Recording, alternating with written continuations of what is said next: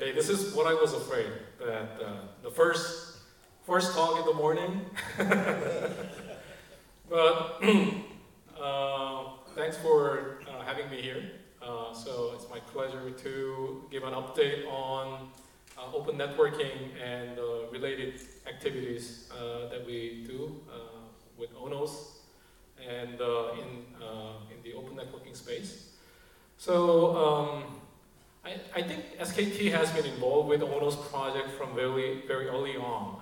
We like the idea that ONOS was singly focused on carrier-grade SDN problem, and they had a very clean architecture, which I think has a very good driving force behind it, because it has a very simple interface and there are lots of options for other developers to contribute and make modules. So, okay, I didn't get the clicker. Let me get it. Yeah, I was imagining for a second that somehow magically we'll go to the next. So, all right. So, if you are from Korea, I mean, you're already, SKT is a household name. If you're not, still, it's one of the most advanced telcos in the world, in my opinion, and that's one of the reasons why I joined SKT when I came to Korea 3 years ago. It has many firsts in the world in its history, and right now everybody's talking about the next generation mobile network service, which is 5G. Because it's the 5th generation. Now, a 5G network is going to be a faster and it's a quicker responsive network with the massive connectivity and so on. What SKT's thinking is that, I mean, right now we use networks for many things, like watching videos, checking your friends on Facebook, Instagram, and playing online games and so on. And that is already driving a lot of interesting use case, and it is definitely a different kind of network than the original cellular network, where the major application was voice and text, right? So some people ask, I mean, so what's new for 5G, right? Looks like we already have something good enough, at least in Korea. So when I have a business travel to US, I want to hang myself. I mean, the phone doesn't work in the elevator, for example, or parking garage. But we don't have that problem. So actually, many people ask, I mean, hey, I mean, in Korea we have pretty good network already. So why do we need any other new network? Because it means a lot of investment, and also there are lots of technical challenges from physical layer to all the way up to the top. And so these are things that we feel at SKT that is not cannot be well supported by the current LTE network. So one is like, I mean, providing this rich assistance, which requires seamless experience to the user. Something more importantly is this something more mission critical. So right now, LTE network is so-called best effort, right? Best effort is a very misleading word, in my opinion, because best effort means that if it doesn't work, okay, sorry, we cannot do anything more, right?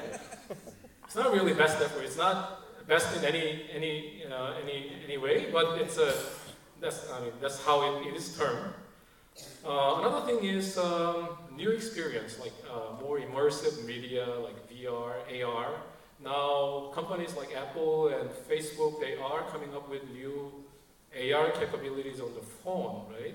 So I think that's a start. And if you look back, how much we have come from 10 years ago to now, it's fairly amazing. I mean, what can happen in the next 10 years, right? And we don't think that the current network is capable of handling all that.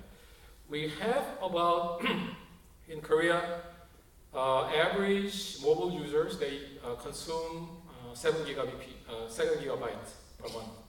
So that is already pretty substantial.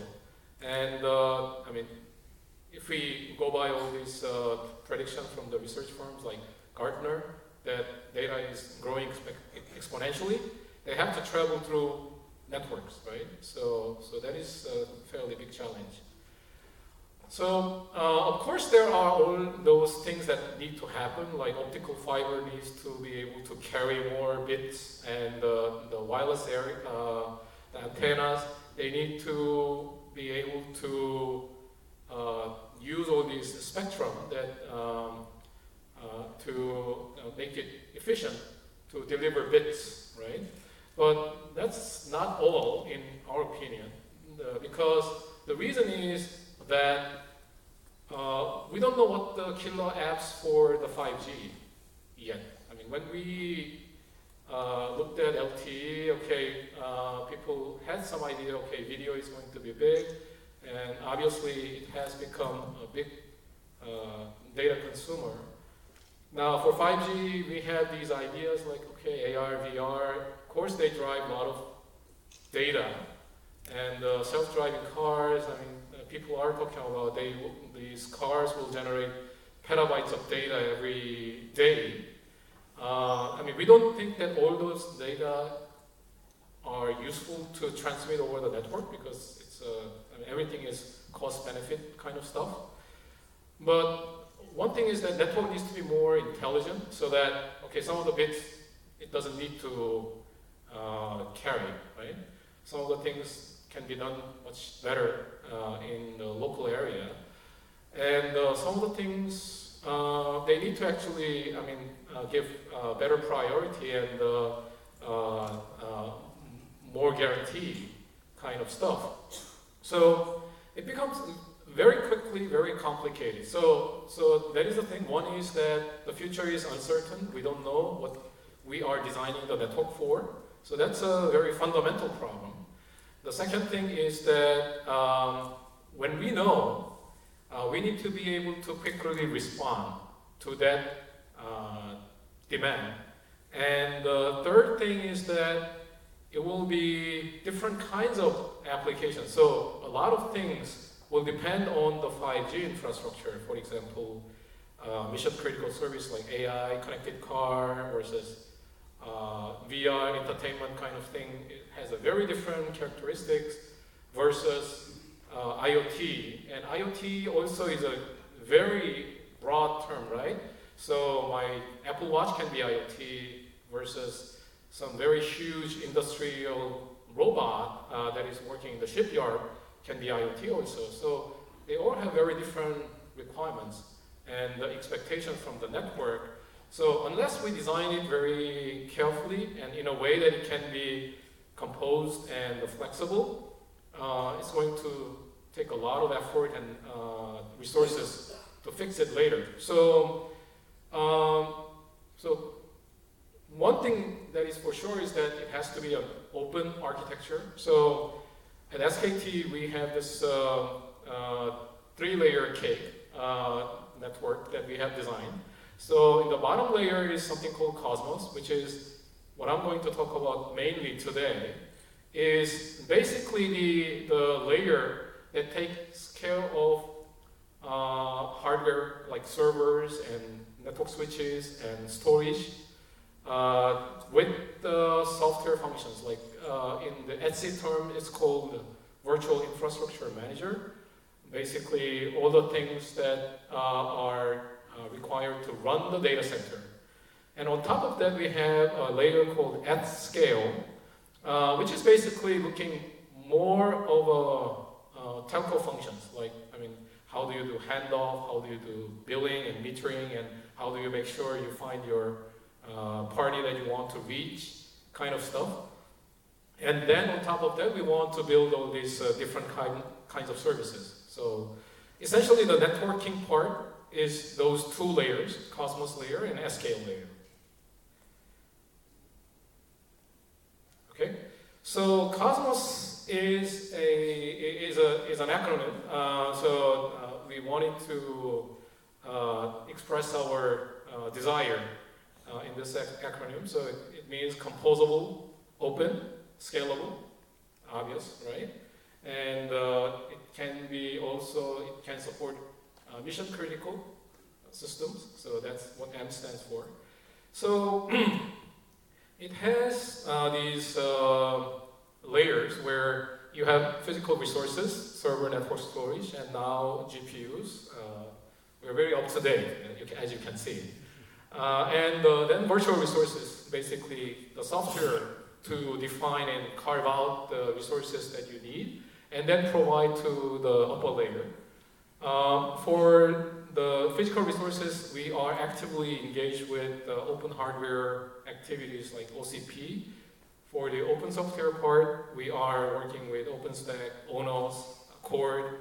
So that's how we are doing. And the third part is this operation part. So we should be able to operate all these resources, track them, manage them in a way that is less burdensome to the operators. So I'm going to give you a slice of, those bits and pieces of information. So these are actually our project names. You don't have to remember them, but so one thing is SONA, and this is the network virtualization layer. I think there was a SONA technical talk yesterday, very in-depth, what we are doing with ONOS and how it works with OpenStack. And so that is taking care of the virtual network management, and the leaf spine control is done through SONA Fabric. And this is the networking part, but overall infrastructure management is done through something called TACO. I'm going to give you a little bit of information about that because it's not covered yesterday.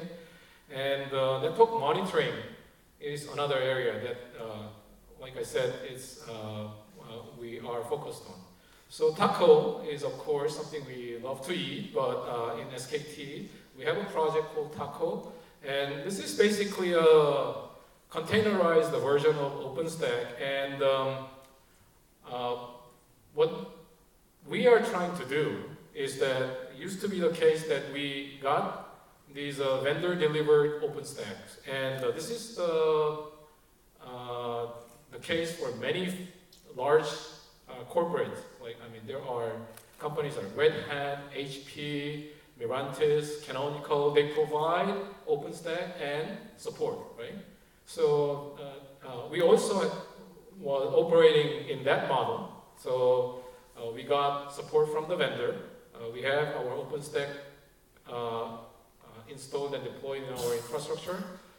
But there is good parts in that, but there are also bad parts in that because we cannot do everything as we want. So we decided to take a leap and take a risk and develop our own OpenStack release and synchronize with the community version. So we can be more up to date and we can have more of the control to ourselves.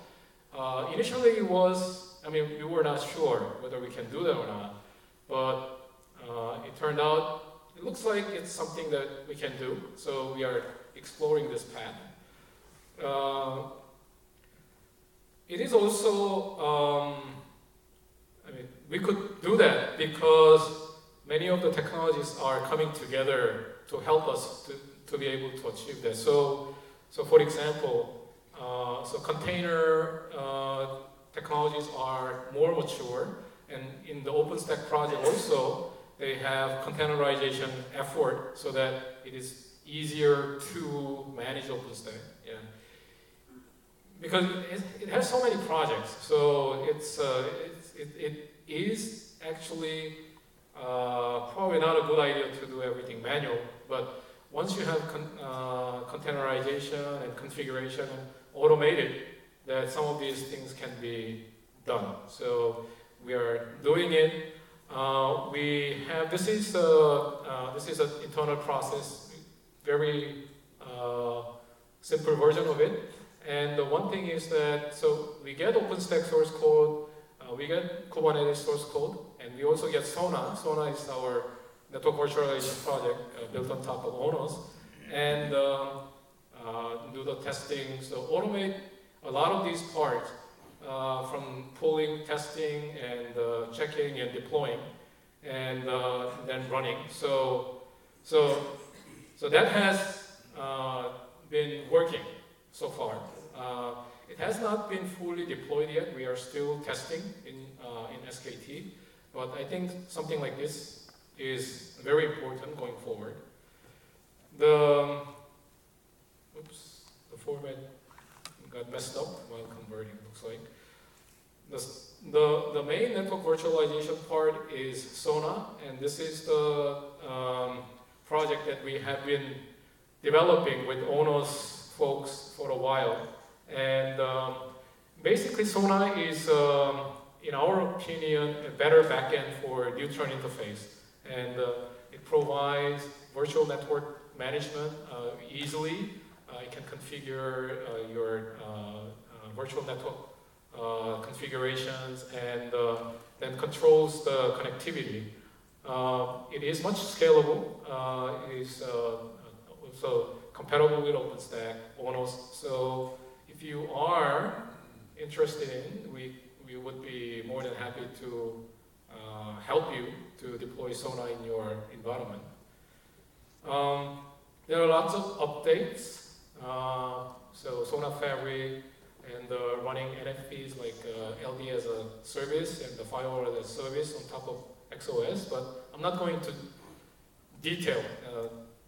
I don't think this is the right forum for that, but you can always grab our people and you can see the demo. So another thing is this flow tracer that we built on top of ONOS GUI interface to see, I mean, if there something that you want to troubleshoot, instead of going through each links, you can visualize how they work. So yeah, I mean, we have a demo booth outside, so you can find them out. Another thing is something called TINA, and this is a network analyzer. And what we are trying to do is to analyze the network traffic at multiple layers, from packet layer to the session layer, without having to go through the different tools.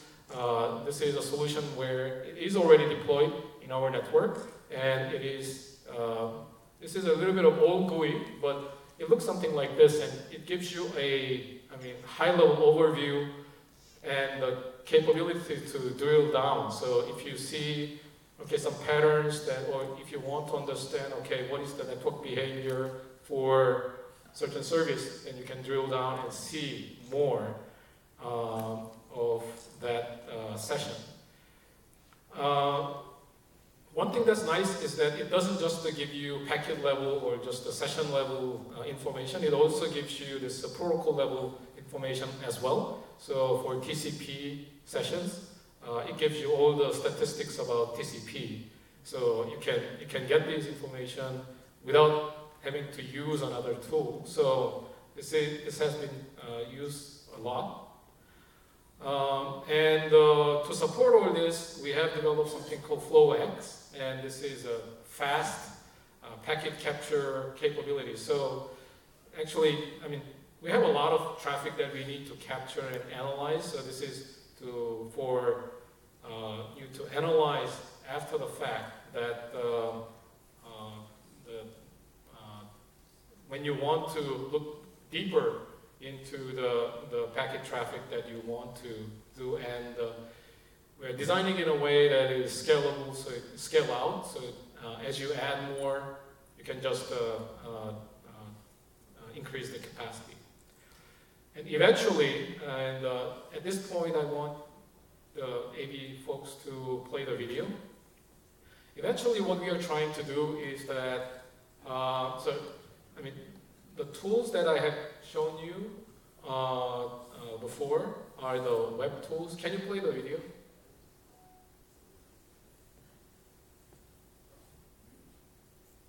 Yeah. So they are web tools, very traditional. I mean, you have dashboard and you have this bar graph and the plots. But in the end, what we are trying to do is that, okay, we want to make it more interactive and easier to interact and even fun to interact with. So we actually use the game engine called Unity to develop this tool.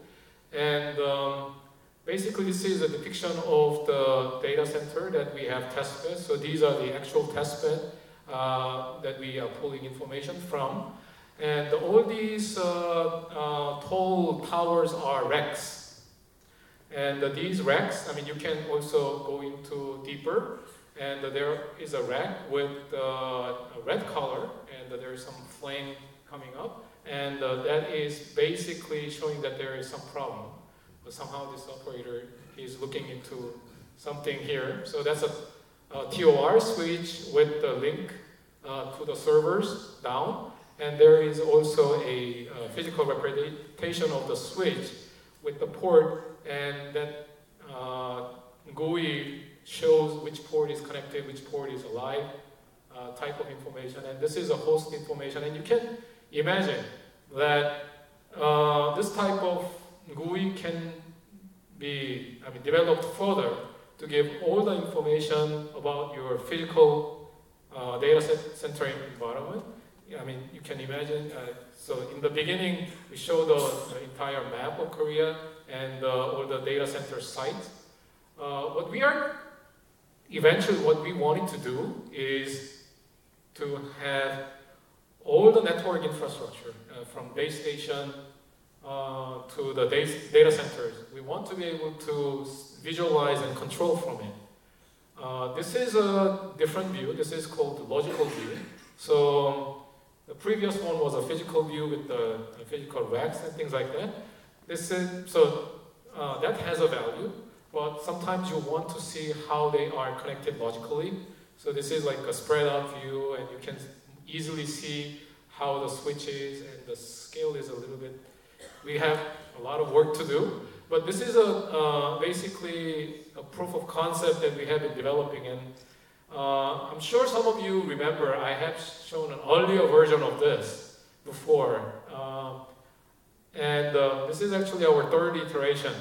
So what we are doing is that, okay, we build something and try to see if it looks and feels are okay or not. If it's not, then we, iterate. So this is our third or fourth iteration of this concept, and I think it's getting closer to more being useful. So, and this is a view that is actually just showing the virtual network.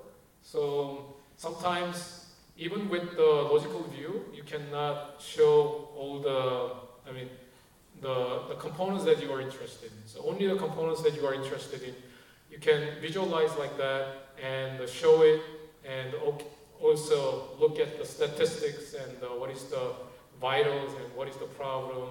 And eventually what we want to integrate is the control. So right now it is mainly focused on the visualization of what it is and how it works, but we want to integrate everything automated. 다시 이제 슬라이드로 가주세요. Yep. So this is my last slide, I think, or the second to the last slide.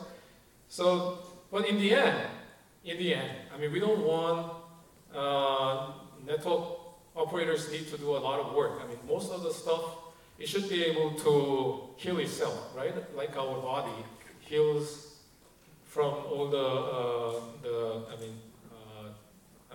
illness.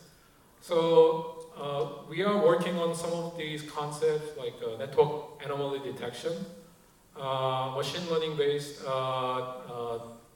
diagnosis and engineering, and multi-layer inspections. So that's the vision.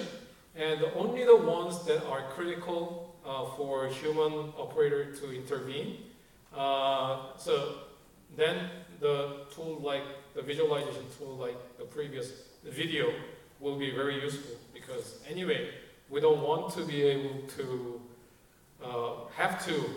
control all these devices, which will be very many in 5G. So to summarize, open networking is very essential for the 5G network infrastructure, and we have been collaborating with ONOS. We have been very closely working together with ONF, and our collaboration and partnership will continue. And we have to now, look at advanced technologies that can help automate network operations and easier to make it work better. So that's the next step that we are looking into. So that concludes my talk. Thank you very much. And if you have any questions, I'll be happy to take them. Thank you very much. Yeah, thank you for sharing that. I thought the video was very impressive. Thank you. We do have time for 1 or 2 questions, so please, William has a mic that he can hand you. If you do have any questions about this presentation, please. Introduce yourself. I'm worried because Guru always asks hard questions. So I'm Guru Parulkar from ONF. So Kangman, great talk. So I want to talk about 5G. There is so much confusion about 5G in the sense that you hear providers making announcement that they are going to do 5G deployment or trial in this year or next year and all of that. Yeah. On the other hand, 5G is not even defined in terms of what it is, what the... so what does it mean when people say they are going to do 5G trial? Okay, so first I agree with you, there are confusions. Second, that there are many people, many companies are, saying that they are doing trials. But 5G is well defined. So what 5G should be is defined. How it will be done is probably being worked on, and what components it should have is being worked on, right? Because it's a big industry. But when people say 5G trials, I think right now it's mainly focused on this network parameters like bandwidth, how much bandwidth you can achieve over the air, and how fast response time you can achieve. Because 5G, you have to be able to send and receive at greater speed than 20 gigabps over the air. So, that's when people say that, okay, they have done 5G trial. But that is just the radio part, right? That is the radio part, yes. So, but, telco, being telco, we focus a lot on the network QoS parameters. So, in that sense, these trials are being done, because otherwise we will not have even the end-to-end picture, right? So, and the radio part is obviously it's also a hard engineering problem. So there is nothing to talk little about that. But so there are 2 things that are still there. So one is the standard, 5G standard is still being worked on. Another thing is the terminal. So because it has MIMO and multiple antennas, so the terminal to support 5G is not small enough. Like, if you want to have a 5G phone, then you will have to wait longer. If you have a 5G car with a big terminal in your trunk, it's already there. So. How about in terms of, so another thing we hear, the slicing for radio network is very critical part of 5G. Yep. And even that is not necessarily defined in terms of, and also with radio, are these going to be, there's the whole thing about software defined radio and all of that. So what does 5G radio mean to you? What does 5G radio mean to me? To SKT or whatever, So this is something that I didn't talk about in the slide, but so we have a work on software-defined radio access network, And basically what we are trying to do is to have all these, the antenna part, and try to separate all the protocol processing and everything, and do it in the fast generic components. So, and in that way we want to, so when you said network slicing not being well defined, I think, I mean, in the, once it comes to the wired part, right, network slicing is not very difficult to define. It's giving me some warning, but, so, but basically, I mean, in a lot of the case, it's a scheduling problem. How do you, I mean, divide your resources up, and the radio resource is also yet another resource. So it can be defined, but I mean, how do you control it, and what is the mechanism to do that? I mean, I think it's being worked on. So maybe there is no solution that you can go out and buy, but I don't think it's the same thing to say that it's not defined or, yeah. Okay? Great, thank you for that question. One more, please. Yes, please. Thank you very much for your nice presentation. Correct me if I'm wrong. The work that you presented is in the R&D stage. It's not deployed yet in the operational environment. If so, when do you plan to do that? Another question that I have is that the operations people, most people, even from my experience, they do not like changes. They don't want these hard, software-oriented stuff that they need to learn and get used to. And how at SKT do you plan to do that when you try to deploy these things and then get the operators to get used to this? Yeah. So thank you for the question. So so some of them are deployed, like Tina is deployed in the network. So, but OpenStack, we are testing. We have a vendor version, so this Taco version OpenStack is not deployed yet. The 3D virtualization, it's a longer term, but I don't think it's necessarily, I mean, too much in the future. It's something that we can start deploying within SKT network from next year.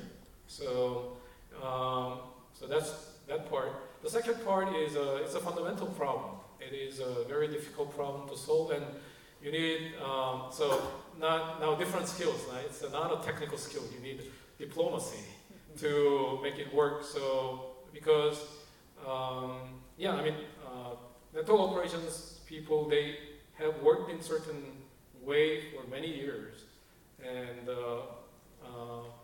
they are very conservative for good reason, right? So they think this network is very holy, right?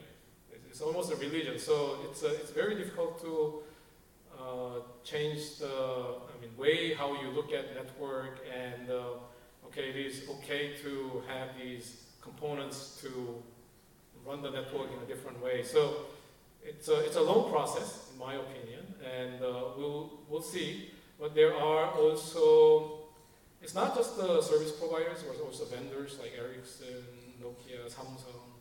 They are also providing these options with open networking, OpenStack, ONOS-based or ODL-based controllers. So, and there are companies like AT&T, they are, publicly saying that they will change by a certain year, that they want to change to software-based, right? So all those things actually help to make the case, but yes, it doesn't come very easily. So it's a lot of work, and I'm sure you must have experienced in your previous life also, yeah. Well, thank you again for your talk, and I do hope that people have other questions. I think that we do need to move on to the next part of the morning, so please feel free to grab Keng Wang Lee after this, or the Science Fair. SK Telecom has a booth at the Science Fair. That would be another good opportunity to ask your questions, and that will happen right after lunch. So thank you again. Okay, thank you so much.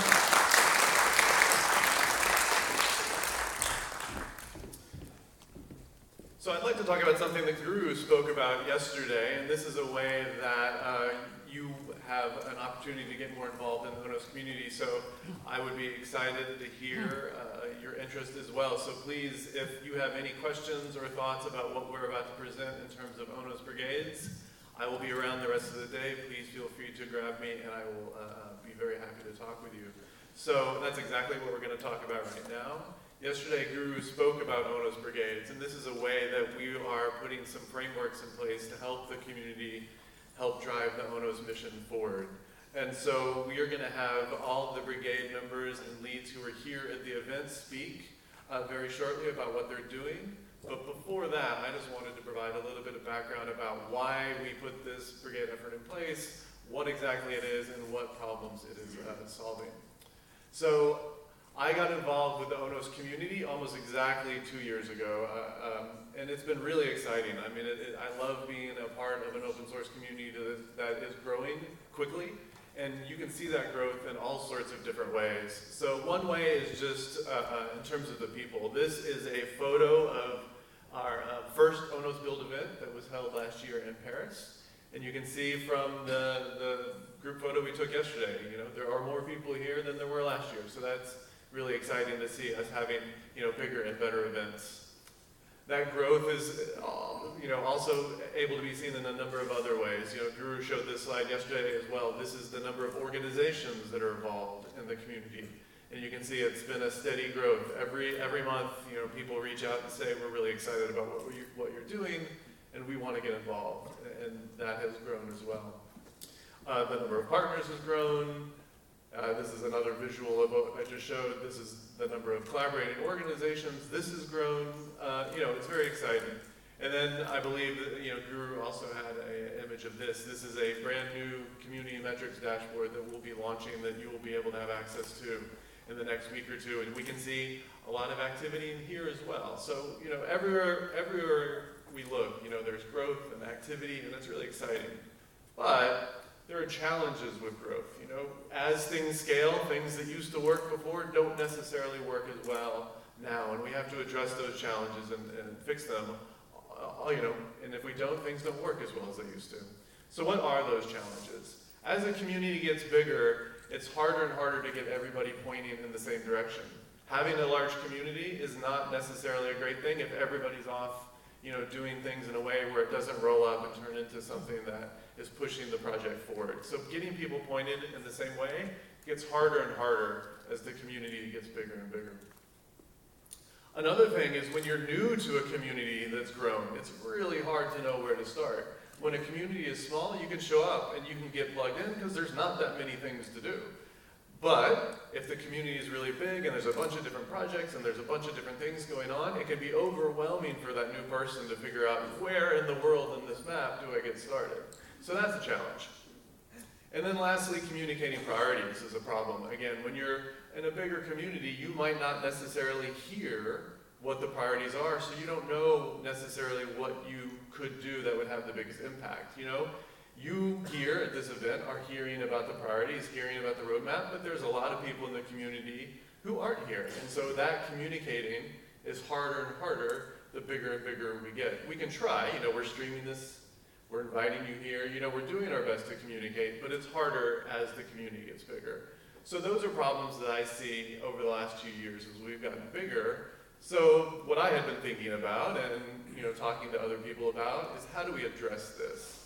And one of my favorite things to do is to look at other open source projects and to take good ideas that have worked in other contexts. So that's exactly what we've done with brigades. You may or may not be familiar with an open source project called Code for America. They have this concept of brigades, and this is what we looked at. I saw that it worked really well for them, and let's see if we could do this in our context and see if it helps us. And so what the Code for America brigade system is, creates a series of community teams that are creating software around specific issues. And then the organization, the Code for America organization, has provided support for those teams in a number of different ways. So it's a very simple model. How do we create teams around priorities that ONOS has? And then how do we support those teams?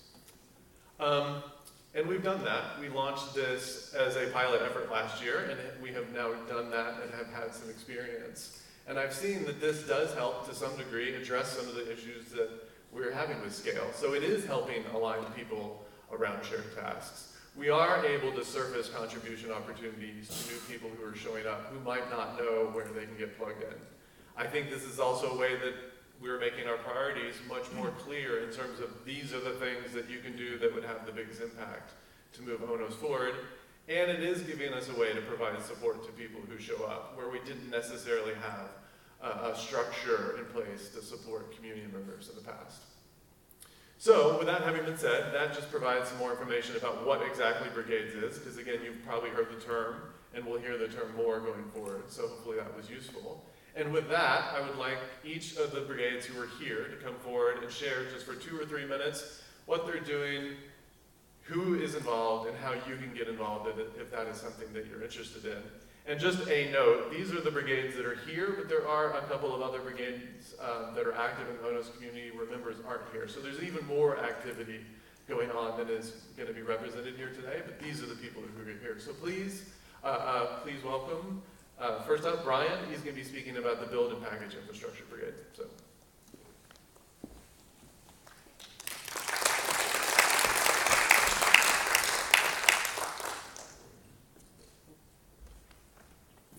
Hi everyone, my name is Brian O'Connor. I'm an engineer at ONF. And I'm going to be talking about the build and package brigade. Unfortunately, most of the members were unable to travel here, but we should be able to get the slides up and get started.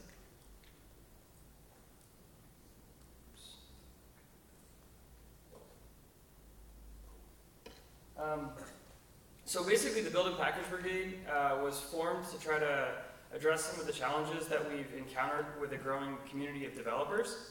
So their mission is written on the slide. Make sure that the ONOS code base, or bases in the future, can be built efficiently, reliably, and consistently in a small set of distributable artifacts that make it easy to distribute and deploy ONOS. So what does that mean, and how can we break this down to kind of show what the various aspects or projects of things that the brigade's working on?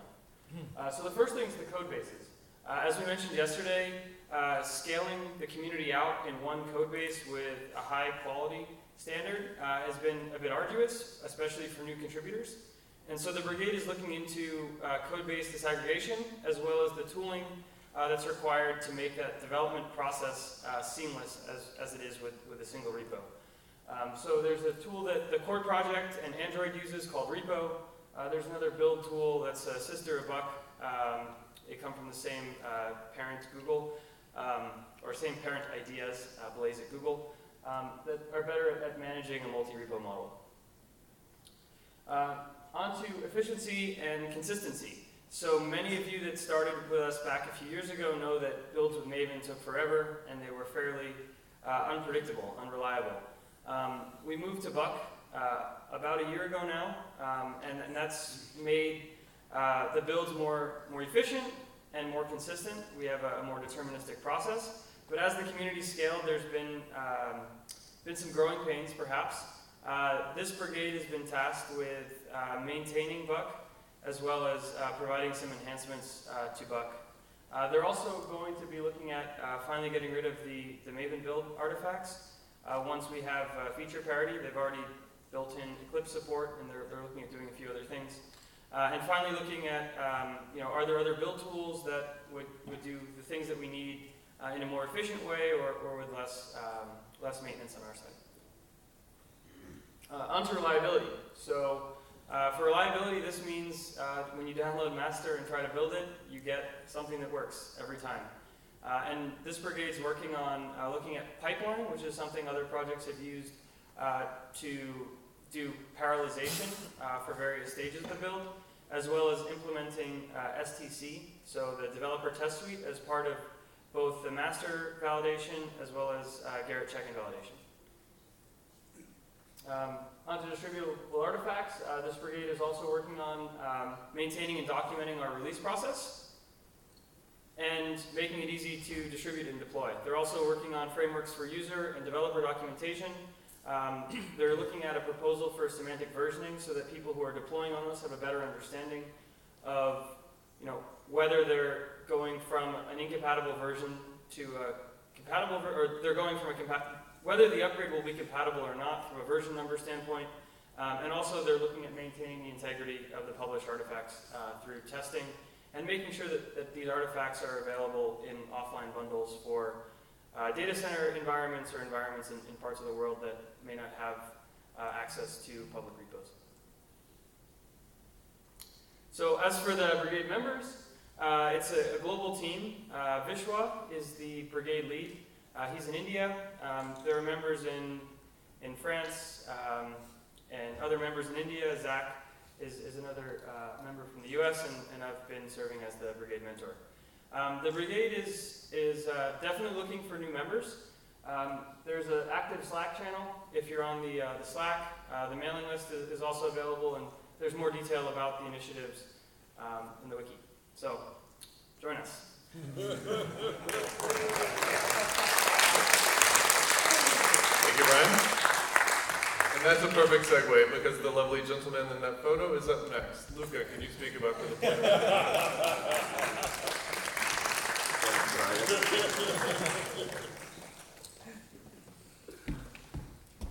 Oh my god, this is embarrassing. Hi guys, I'm Luca. I'm an engineer at ONF as well, and I've been working with the deployment brigade over the last year. So I'm going to steal you 5 minutes as well, just to acknowledge the amazing work that these guys did with us together.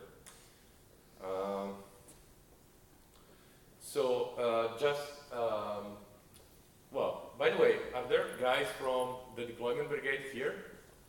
Yes, here you are. Come here. Shame is just not for me. Come, please. 5 minutes, come on. E, come. Come on, guys. Welcome them. Yes. I don't see Geronimo, that should be as well here, but yeah. Come on, don't be shy. I'm on stage. You too.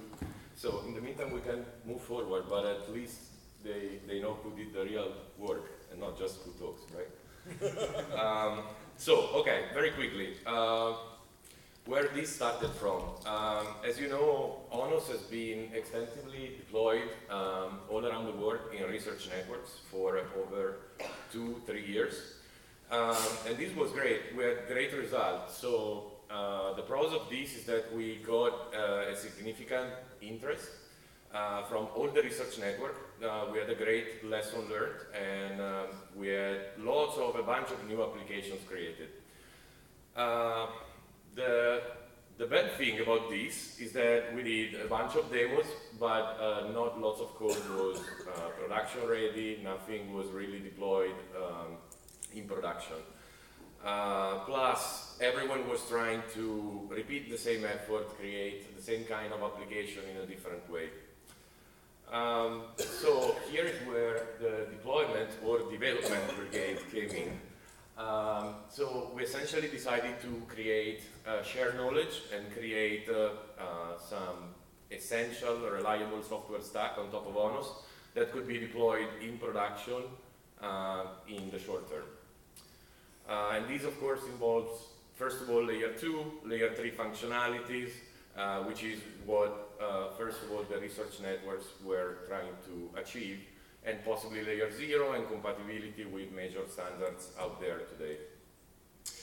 So the brigade got people not just from the academia and the research networks, but also from vendors and more recently service provider. We had 33 members in the list, of which 19 were developers that concretely help us to develop and deploy code. So it was lots of fun, which is not bad. It's work, but it's also funny. We met in Menlo Park. We did lots of interesting events around the world. We met in Paris for the previous ONOS build. And of course, there was lots of work going on. So this is the very high-level results after a year of work. These two guys created a fantastic new application that is now deployed in different places around the world, including in NCTU, where they come from. which is called VPLS, which basically allows you to create a layer 2 broadcast network on top of ONOS very easily. It's being integrated with the already existing SDNIP application, which is a layer 3 application to provide integrate BGP functionalities into ONOS. And by the way, they did major improvements to SDNIP. Proxy ARC, so the application that manages ARC packets, have been completely redesigned and is now part of the new releases of ONOS. There's been lots of application hardenings, including writing documentation, providing good unit tests. Just an example, VPLS has more than 95% of unit test coverage today. Of course, we have system nightly tests running all the time. The hard part was for sure the intent framework. We work a lot with that, so there was refactoring of major parts of the intent framework. We make it compatible with OFDPA, so now we're able to let for applications like VPLX, for example, work on white box switches today. And we created something, this is something new called ONOS in a box, we called it. So basically now you can install, just because now the intent framework is compatible with the OFDPA, this allows you to install ONOS and VPLS directly on an edge core switch and run ONOS on top of it. And this was a contribution very valuable as a migration path for service providers and research networks. All this has been extensively deployed, as I said, NCTU is just an example, but the same happened all around the world. And of course, don't have to add that we made lots of new friends, and it was a very fun journey. So I really want to thank them for all the help. And yeah, that's it. Thank you.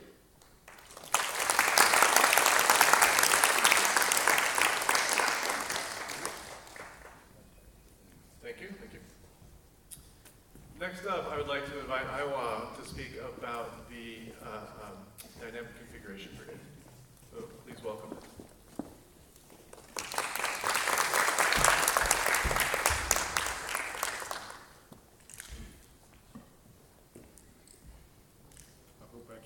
Learn to use this.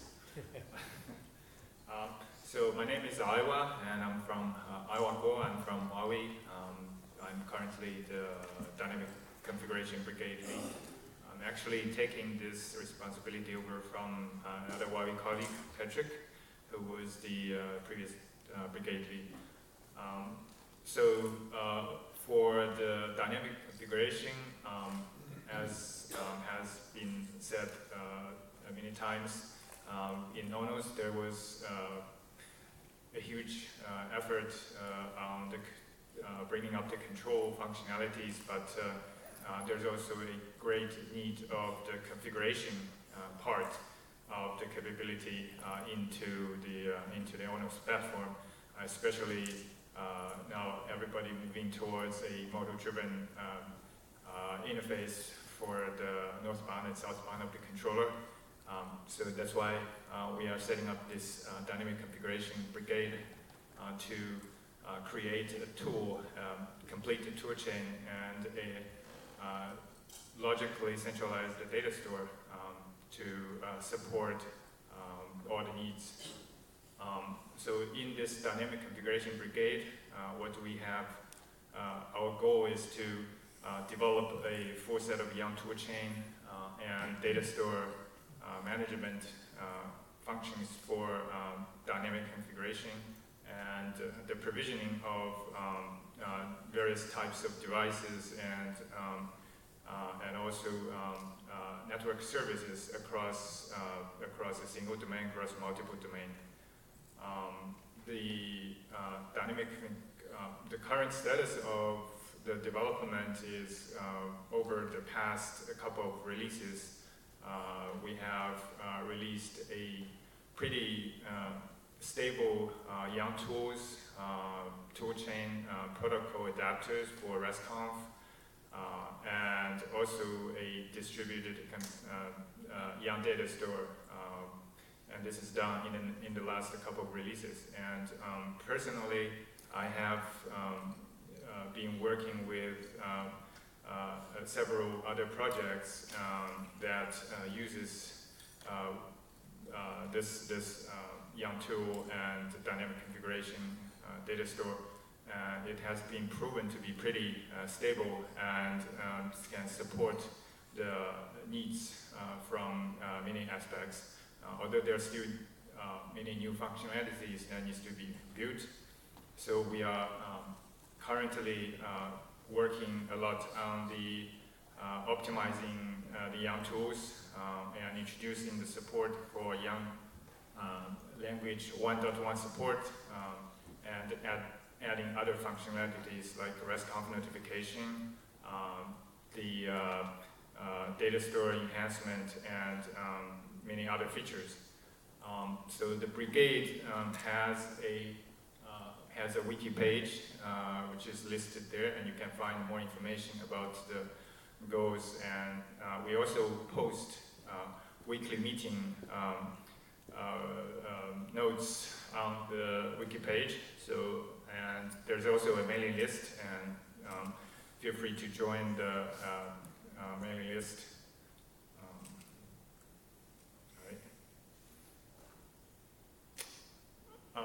So we have a big group of brigade members coming from vendors and from the community as well, from carriers.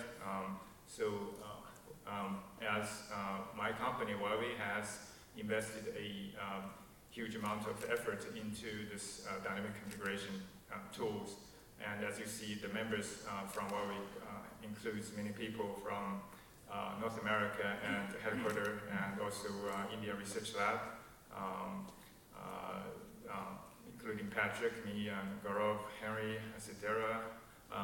Too many names to name, but and also from a ON.Lab, including Thomas as the architect, Ray, Brian, Jordan, and from other vendors and carriers from NEC, from Fujitsu, and from Verizon. So many people in the brigade.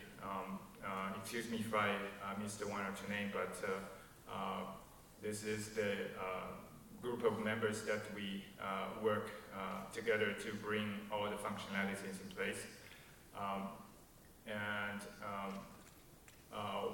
What we still need to do is, as we lay out in the roadmap, we still have a lot of development and testing, and also support various types of models. So we would really like to welcome everybody to work together with us and consider joining the Dynamic Configuration Brigade. Feel free to send us a message and post your responses on the Dynamic Config Brigade mailing list. And as a important feature in ONOS, I think it's very important to hear feedbacks of this tool being used, and especially being deployed or adopted by both like community projects and open and commercial projects. This would greatly help with our development of the feature and understand the needs and what are missing from this tool chain. Again, I would like to thank all the Dynamic Config Brigade members.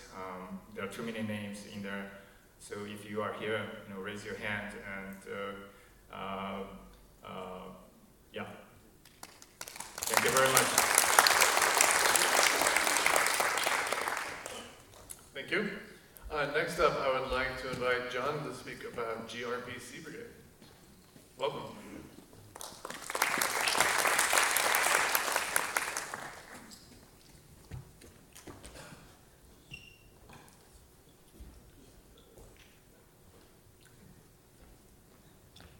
Hello, my name is Jen Lee, and I'm now based in Korea, and I'm from Poststack.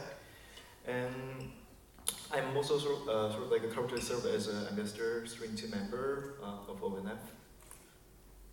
So so this gRPC brigade has been formed just for maybe a couple of months ago, so like 3 months or 4 months ago. So it's pretty brand new, like brigade, and it seems like so as you know, ONOS has many like northbound interfaces, including REST and GUI and etc. And we are now sort of like suffering by the performance issues because REST API is really okay, but you know, the performance is not that good if we want to insert a lot of like flows and the things into through the ONOS. So gRPC actually is the technology invented by the Google that can help us to further improve all the performances, and especially in northbound part.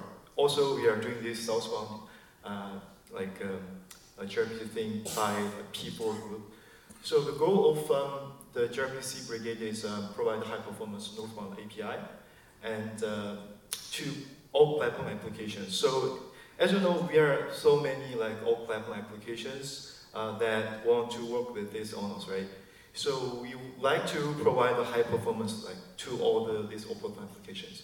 So for the short term focus, we would like to support gRPC as a northbound interface, and we would like to create a handcrafted message type to provide the access to the system like services, and which is very similar to current REST, but it's gonna provide a way much better like performance and so on. For the long-term focus, we would like to add more like a support for automatic like code generation for ONOS service API. So we have so many ONOS service APIs being exposed to the northbound.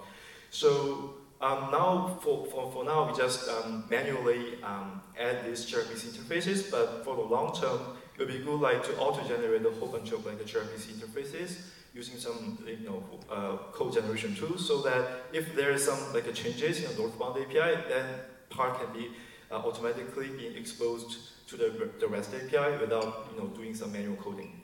And also we would like to explore the possibility to enable the gRPC for east-west communications.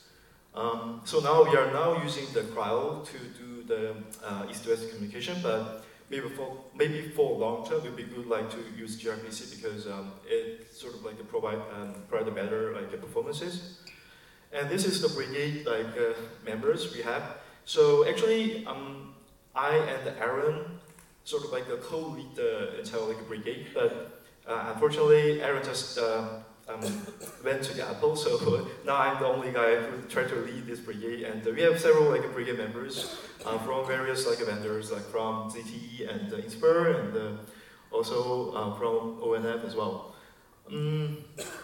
So yeah, here I think I'm sure that there's maybe one or two like brigade members have been to this place. So Frank, could you raise your hand? So yeah, he's the guy who is from Inspur, the trying a lot and help us to build this gRPC like a brigade and so on. And we have three like ZTE like engineer actively like engaged this brigade and did a lot of like contributions in terms of like code and the testing.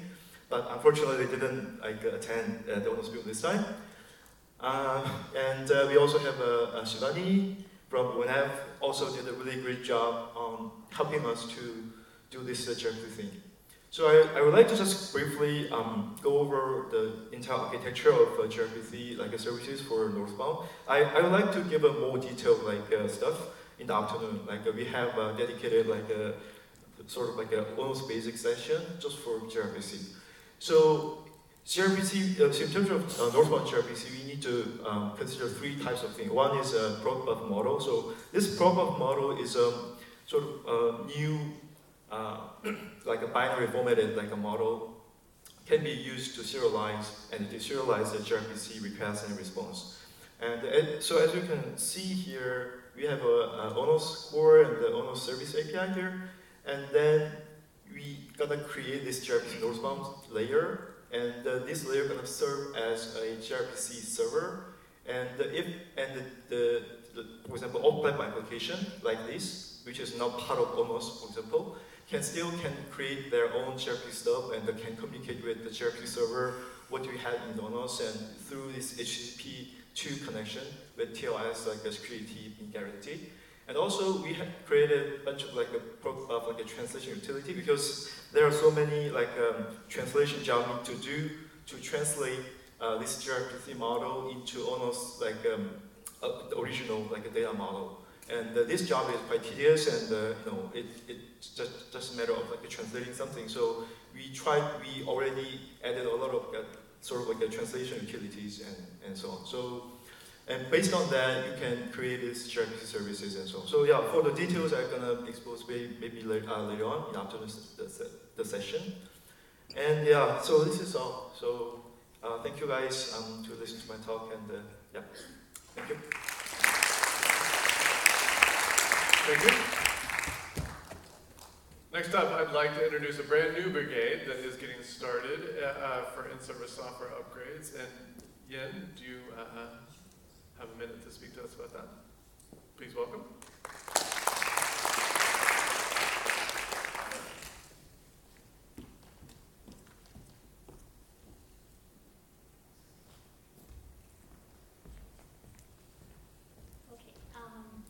So as we heard yesterday, deployment is very critical to what we're trying to do. So one of the functionality that is needed for that is ISSU.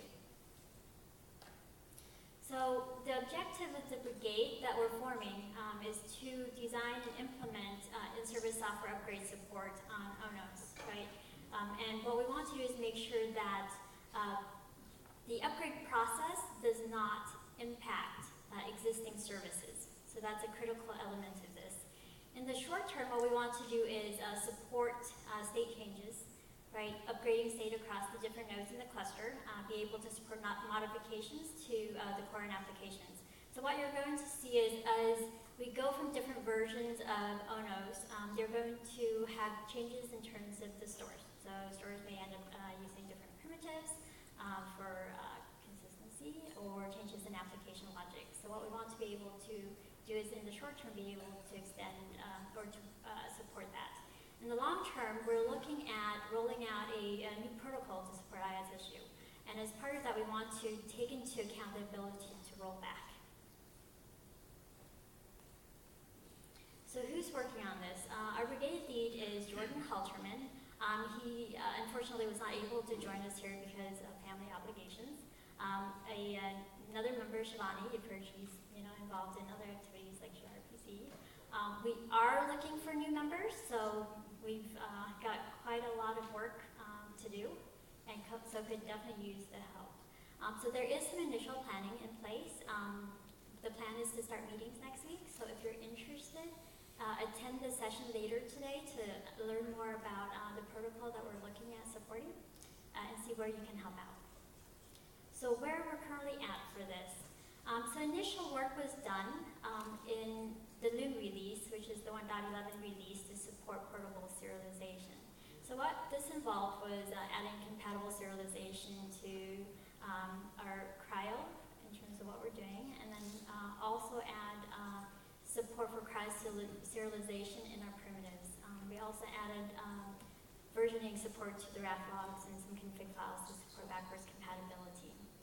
A proposal was also provided for ISSU to address some of the concerns, right? So being able to support applications as their logic changes, how do you make sure that as you go between the old version to the new version that your updated states aren't clogging each other. So there's some plans as part of the proposal to address some of that. So this was presented to the TST last week.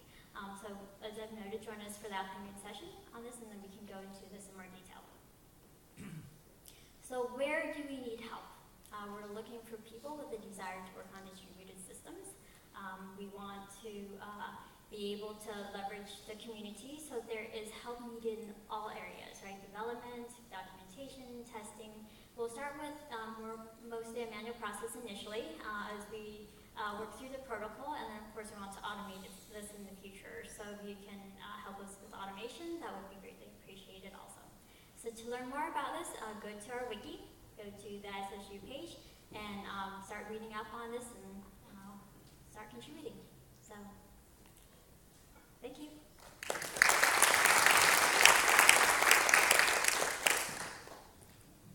Thank you. Next up, I would like to invite Stefano to speak about the Security and Performance Analysis Brigade. So please, welcome.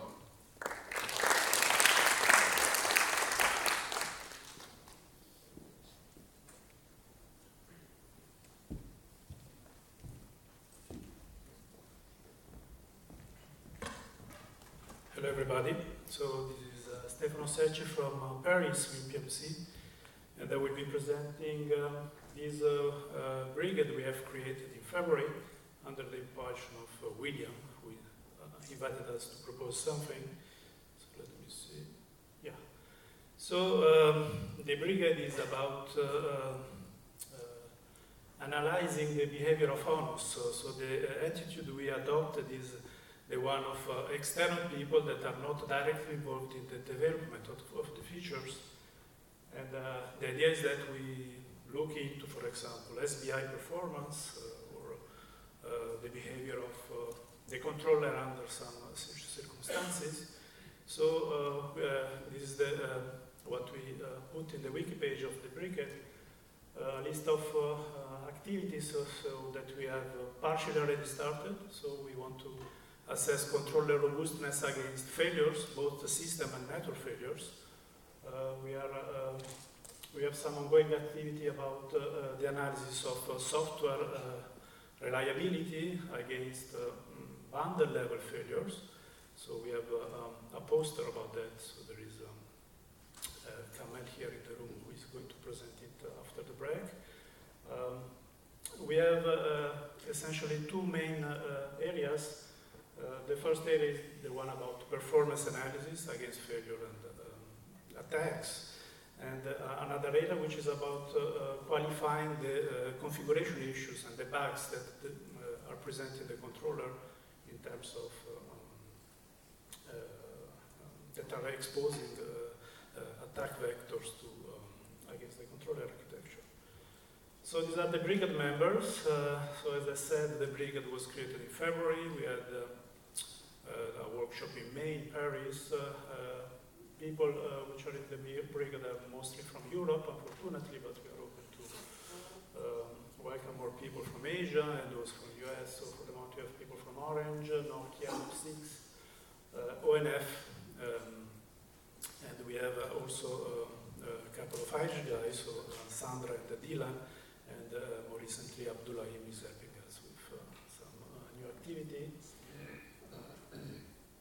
We have a session this afternoon at 5 p.m. So I will be presenting the first report of the brigade. So we decided to articulate the activities of the brigades against reports that are released every 6 to 9 months.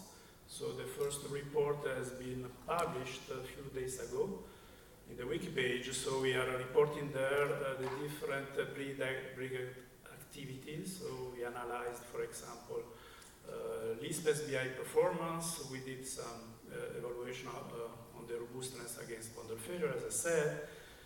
We have people from ONF which reported us their activities about the QA test, so there is also a presentation about that later this afternoon. So you are more than welcome to join us later at 5 p.m. for the community showcase presentation. So as I said, we are report driven, so now the first report has been published. We are planning to do the next one. So that should be on the M and N releases. The new analysis activity will start especially in November. So before that, we'd like to prepare the agenda of the next analysis. We have some proposal already on the table, so you are more than welcome to make proposals and to propose, for example, something you would like to see done by the brigade, and we are calling for proposals and also for commitments, so people that have nice ideas and are ready to get involved and run with us those analyses. So we have set this deadline of October 15 to collect the proposals.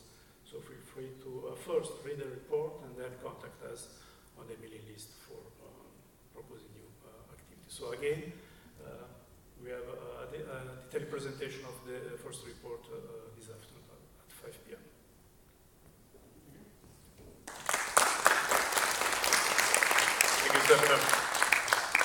just a few more brigades to talk through, and so I'd like to invite Carmelo next to speak about the P4 brigade. So please welcome.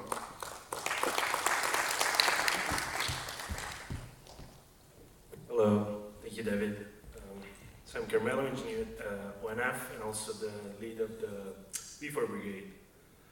So I'm sure many of you know what P4 is, but in case you don't, the network data plane is becoming more programmable every day. So you have programmable ASICs, FPGAs, NPUs, software switches, and P4 is a programming language that allows to define and program the packet processing pipeline on this switches. So the goal of the brigade is to make ONOS aware of this P4 programmable data plane and allow operators to take full advantage of it. So it seems like a broad scope. So we decided to divide it into short term and long term.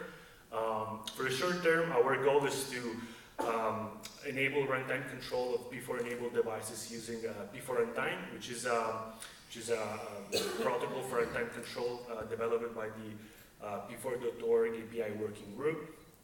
We also plan to add support for configuration via GNMI and OpenConfig models. And also, we would like to add support for P4 in a way such that not only new applications, new ONOS applications, but also existing ones can work with any P4 programs. And we do this by manual mapping of ONOS constructs to P4. For the long term, we're planning to work on new exciting use cases like BNF hardware offloading, embedded telemetry, and a fabric that is based on P4. We plan to rethink completely the northbound API to enable the full potential of OpenFlow, and that's because ONOS was initially designed around the assumption of a fixed function data plane abstracted by OpenFlow. Now with P4, things changes completely, so this change affects also the API that we expose to application today. We also would like to make ONOS able to understand P4 programs, such that we can offer this automatic ONOS to P4 mapping, and you can just plug your push your P4 program to ONOS, and all existing application can work on it. And maybe a little bit forward-looking, we also plan to find ways to optimize or auto-generate P4 programs based on applications and traffic workload. So where are we at today?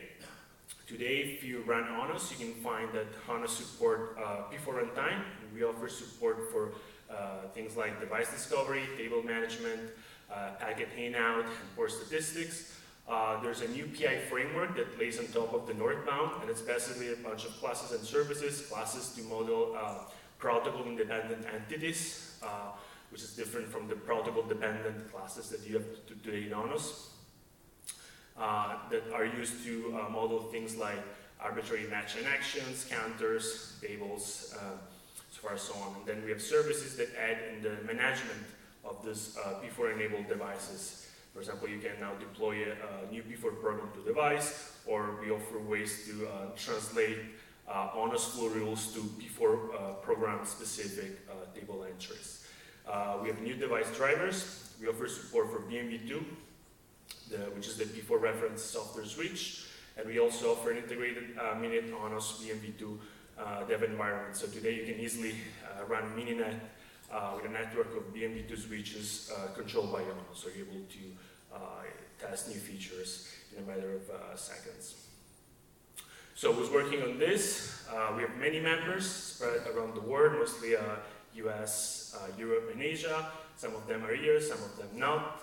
So I would like to thank Andrea, who's here, Brian, Frank. Where's Frank? Travel from China. Good Frank, great contribution from Frank. Jian from ZT was not here, John Wan is here, Kat, Tom were not here, Yan, who's not here, and you. What we need help with, we're looking for people with knowledge of both P4 and ONOS. That's because we have a lot of things in our roadmap. As I was saying before, we plan to keep working on P4 runtime and then support for P4 runtime. We want to add support for things like groups, meters, device mastership. We want to support for GNMI for configuration, and we want to work We're planning to work on new use cases like Fabric.Before, INT, and BNF fire overflowing. And finally, we would like to enable the possibility to dynamically swapping the P4 program running on the device. If you want to learn more, if you want to take part in the brigade, this is the wiki. You can find there the mailing list. But also, if you want, you can stop me or other members of the brigade. Some of you have done this in the past day. They've been asking me how they can contribute, what are we planning to work. So if you're interested, please feel free to stop me. I'd also like to spend a few minutes to talk about the P4 Brigade work days that were held here at Samsung right before ONOS Build on Monday and Tuesday. This was an event sponsored by Samsung and the Korea SDN FE Forum. I would like to thank again. This was actually the first time that some of the brigade members met in person after 4 months of working on this. It was also an occasion to work together, discuss about next steps, and we also held a tutorial in which we gave talks about P4. Ladies Andrea gave talks about P4 supporting ONOS, and we also decided to do 2 hours in zone activity, and it was fantastic because we had great interest.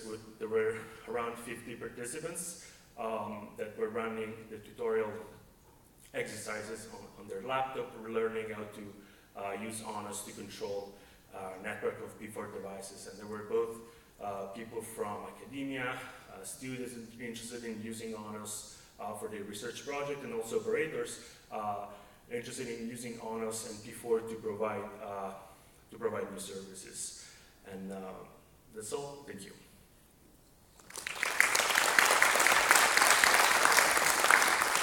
Thank you, Carmela. Great to see the photos of the P4 Brigade's work week. Next up, I would like to invite Abdulim to speak about the teaching brigade. So please welcome.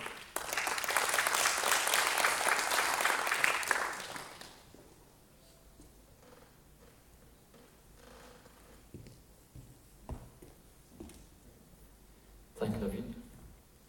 Thank you, everyone.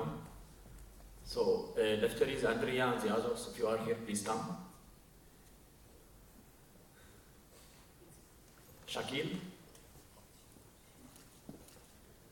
So, in fact, I'm an associate professor at Oussem Sedria Engineering School in France, located in 5 cities, mainly I'm working in Paris. The idea of the brigade is very simple. We started during the discussion at the last ONOS Build. I remember that people from Nokia and NEC and others companies say that it's difficult to find people, mainly young engineers, that are ready to work immediately for providing design solutions, because we need mixed profile between people who are developers and aware of all the new technologies in networking, mainly virtualization, data center architectures, etc. So as a guy from academia, I said, okay, what if we can do it? So let's try to prepare some materials and training materials organized in a modular way to help people to get started and to get involved and to build their own mixed profile to be ready to work for any SDN solution in the future, and mainly for ONOS-based products. So, in fact, as any open source projects, we have plenty of documentations available on the web. But for newcomers, they don't want, if we take the map that David just presented previously about the metro network, we don't know where we are and how to go. So we know that we want to learn, we are motivated, but we don't have any idea how to start. So the basic idea of this brigade is to help you to find your place and to find your start point and to go straight toward your objective. So the goal is really to provide and reorganize open source materials and create others in a modular way for different levels, We start now with the 3 levels: beginners, network engineers or administrators, and developers.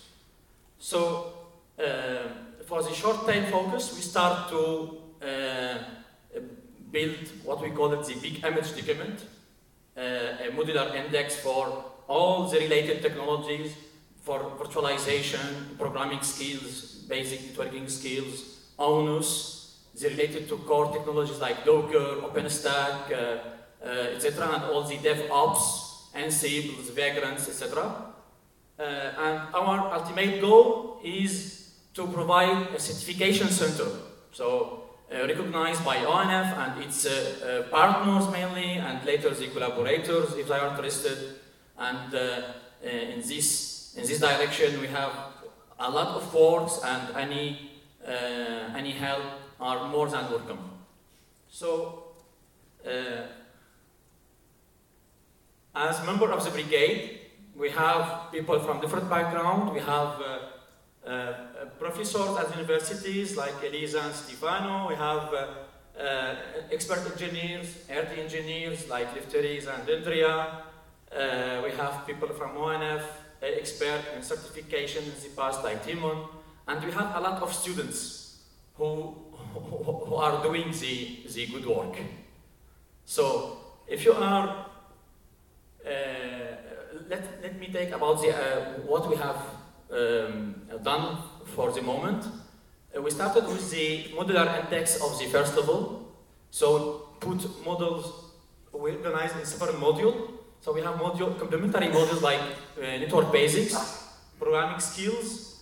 We have lab environment and DevOps, and we have 3 key modules: one about virtualization, one about SDN basics, and one about ONOS.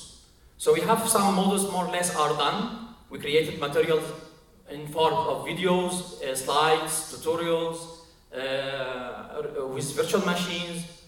And we have run yesterday 3 sessions for 4 hours, so I was so happy because last ONOS build we were just discussing the idea, and today the dream is realized. So we ran really 3 long sessions to help the newcomers to get involved with ONOS. In Paris, at my engineering school in last May, we ran our first kickoff workshop for 2 days. Lefteris, I think he's tired because yesterday we did a long presentations and great work. And later I think he did some party maybe, I don't know. So later, after our workshop, the next day, we ran a meetup for beginners and a session about how to develop a distributed application under ONOS for people who are good in Java usually and know a little bit about KRF, OCI, etc. And as I said yesterday, we were very happy to run 3 sessions at ONOS Build 2017. So to get involved, it's easy if you are a student, a professor, an engineer, director, whatever. So you are more than welcome to share your experience and to learn with us and to discuss with us, to improve the documents that we have, to propose new ideas, provide new materials. Maybe you have already some examples that you have done in the past you want to share. And to get involved is easy, just drop an email to the brigade list and we will be happy to integrate it. So here you have the link to the slides, where you have the other links that I presented. You have the image, and you have the wiki page here to know at which date we have our meet, etc. So thank you again, and if you have any questions, you can grab any member of the brigade and ask us any question.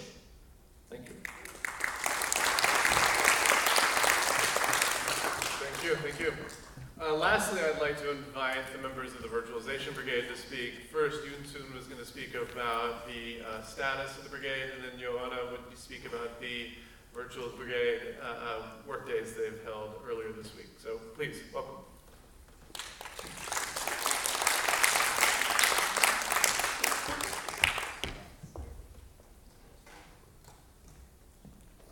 Hello everyone. from Samsung. I was involved in this virtualization brigade when I was PhD. So up to last month, I was served as the leader of this brigade. And now we have an announcement. Now we finished season 1 virtualization brigade, and from this week we start season 2 virtualization brigade. So if you have after listening to this presentation talk, and if you are interested in virtualization, please join us, our brigade. So our objective of the brigade is very simple. We will deliver a creation management virtual network to user. This is our clear and simple goal, but here is many factors, such as we need some APIs and management interface algorithms. So to achieve this kind of sub objectives, so we define short-term and long-term focuses. So as a short-term purposes, we need to define virtualization API, how user can access our subsystem, and also we need design some service interfaces and services there. And then we need some translation. So you know that the virtualization is a somewhat concept with connecting the user and the physical resources, but it looks like more a user can use entire network and entire resource spaces. So to do that, we need some more sophisticated algorithms, such as translation or embedding algorithms.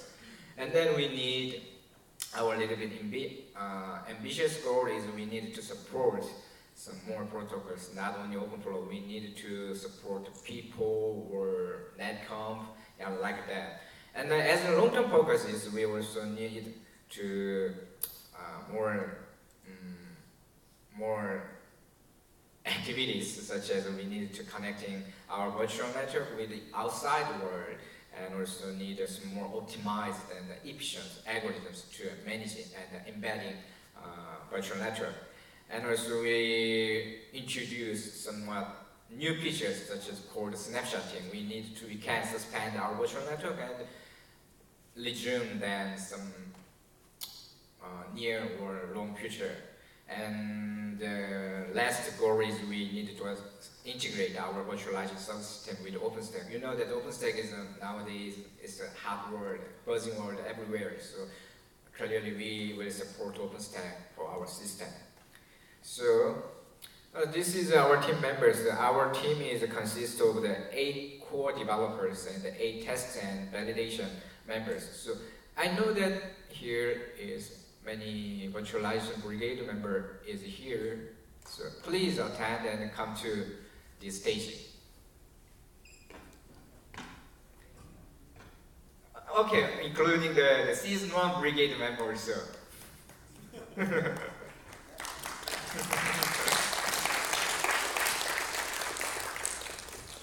So our mentor is Thomas. You don't mind to come to the station and give us a few words about our brigade?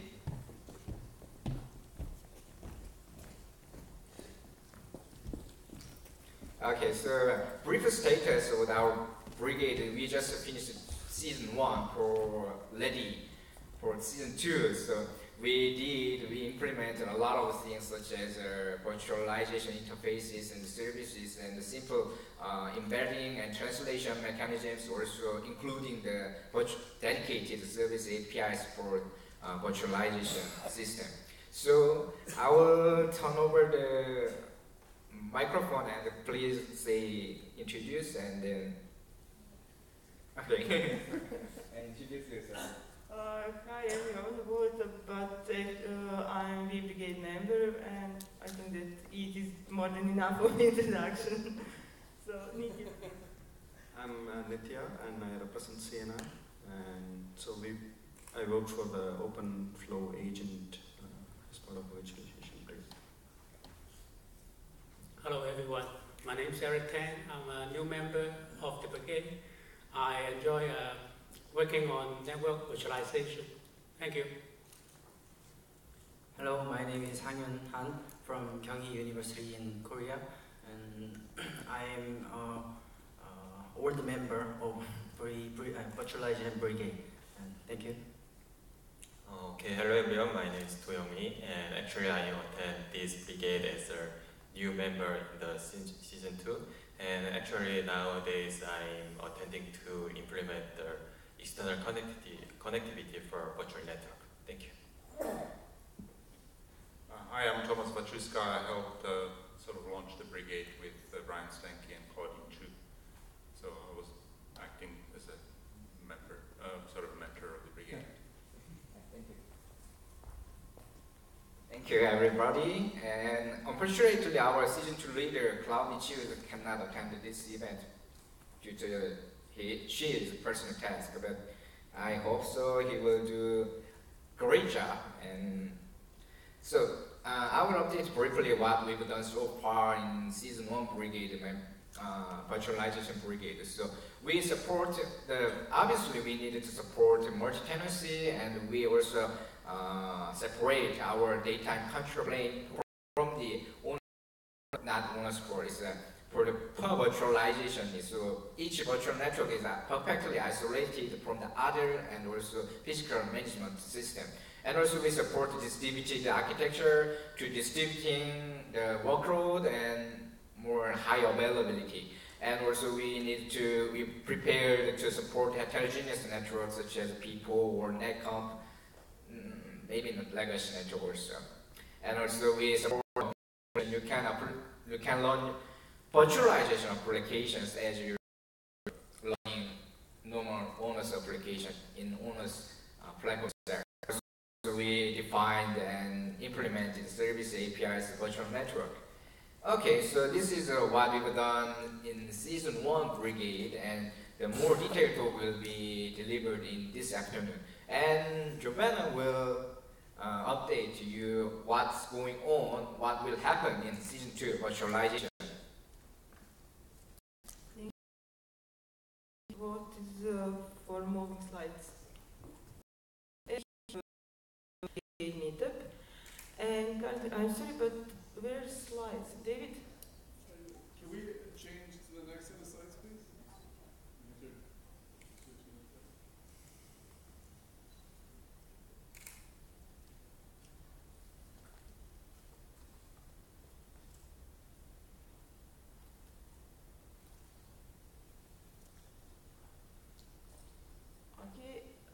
So as I said, we had we brigade the season 2 meetup.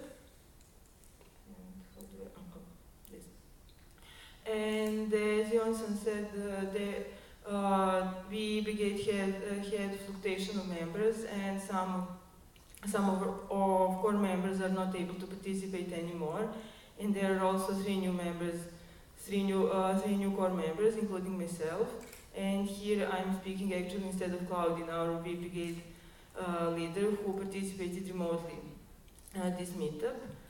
And we use this time to get to know each other, because some of us meet others in person for the first time. And besides that, we did a recap of season 1. Actually what was done and what was not done, and we have detailed analysis of virtualization layer. And on the second day, we also clarified and defined season 2 goals in great detail. We analyzed how to support external controller, actually how to enable external connectivity, and how to expose virtual network as pure open flow network to external controller. Of course, we shared personal experiences, best practices, and had fun. And that is all from my side. Thank you so much.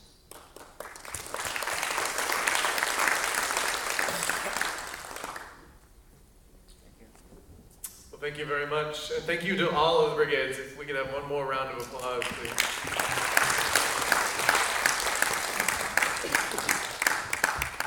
So I'll just say one or two more words about how you can get involved with brigades while the crew is getting set up for the panel discussion next. They're going to have to bring out some furniture, so I'll just speak for just a minute or two. So there's two things that you can do to get involved with brigades. One is to reach out to the members of the brigades that you just saw speak. Every one of these brigades is looking for new members, so please reach out to the leads who are here if you were interested in what they were doing. But also, come to me if you're interested in ideas for a new brigade. As you heard people talk about, 2 of these brigades were ideas that the community brought to us. So Stefano and the Security and Performance Brigade and Abdulhim and the Teaching Brigade were ideas that were generated from the community, and we thought they were great ideas and we wanted to support them. So, you know, if you saw something today that you were interested in, please get involved. But if you didn't see something today, but you think we should be focusing on it, we want to hear from you as well. So if you have an idea for a brigade, we would love to hear that as well. You know, and again, our model is to help you build the team around that idea and then to support you with that. So please, I'll be around all day. Please find me if you have an idea for a new brigade. I would love to hear that as well. So, with that having been said, I would like to move on to the next part of the program, and we are going to have an academic panel. So please welcome me with bringing Simon Sloan to the stage, who is going to be the moderator for this panel.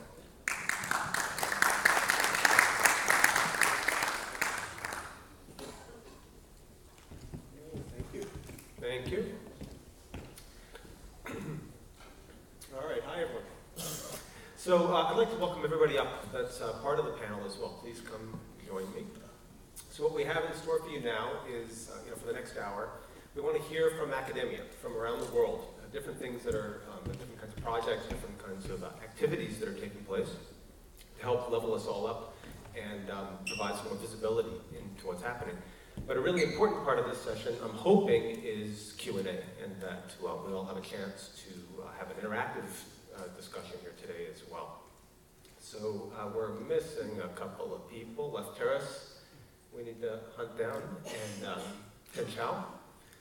I hope that they are here, and Thomas. Yeah, I just saw this one. I was waiting for our guests to sit down. Well, come on up with me. All right, so if maybe William, you could see if they're out in the hallway, and we'll get started.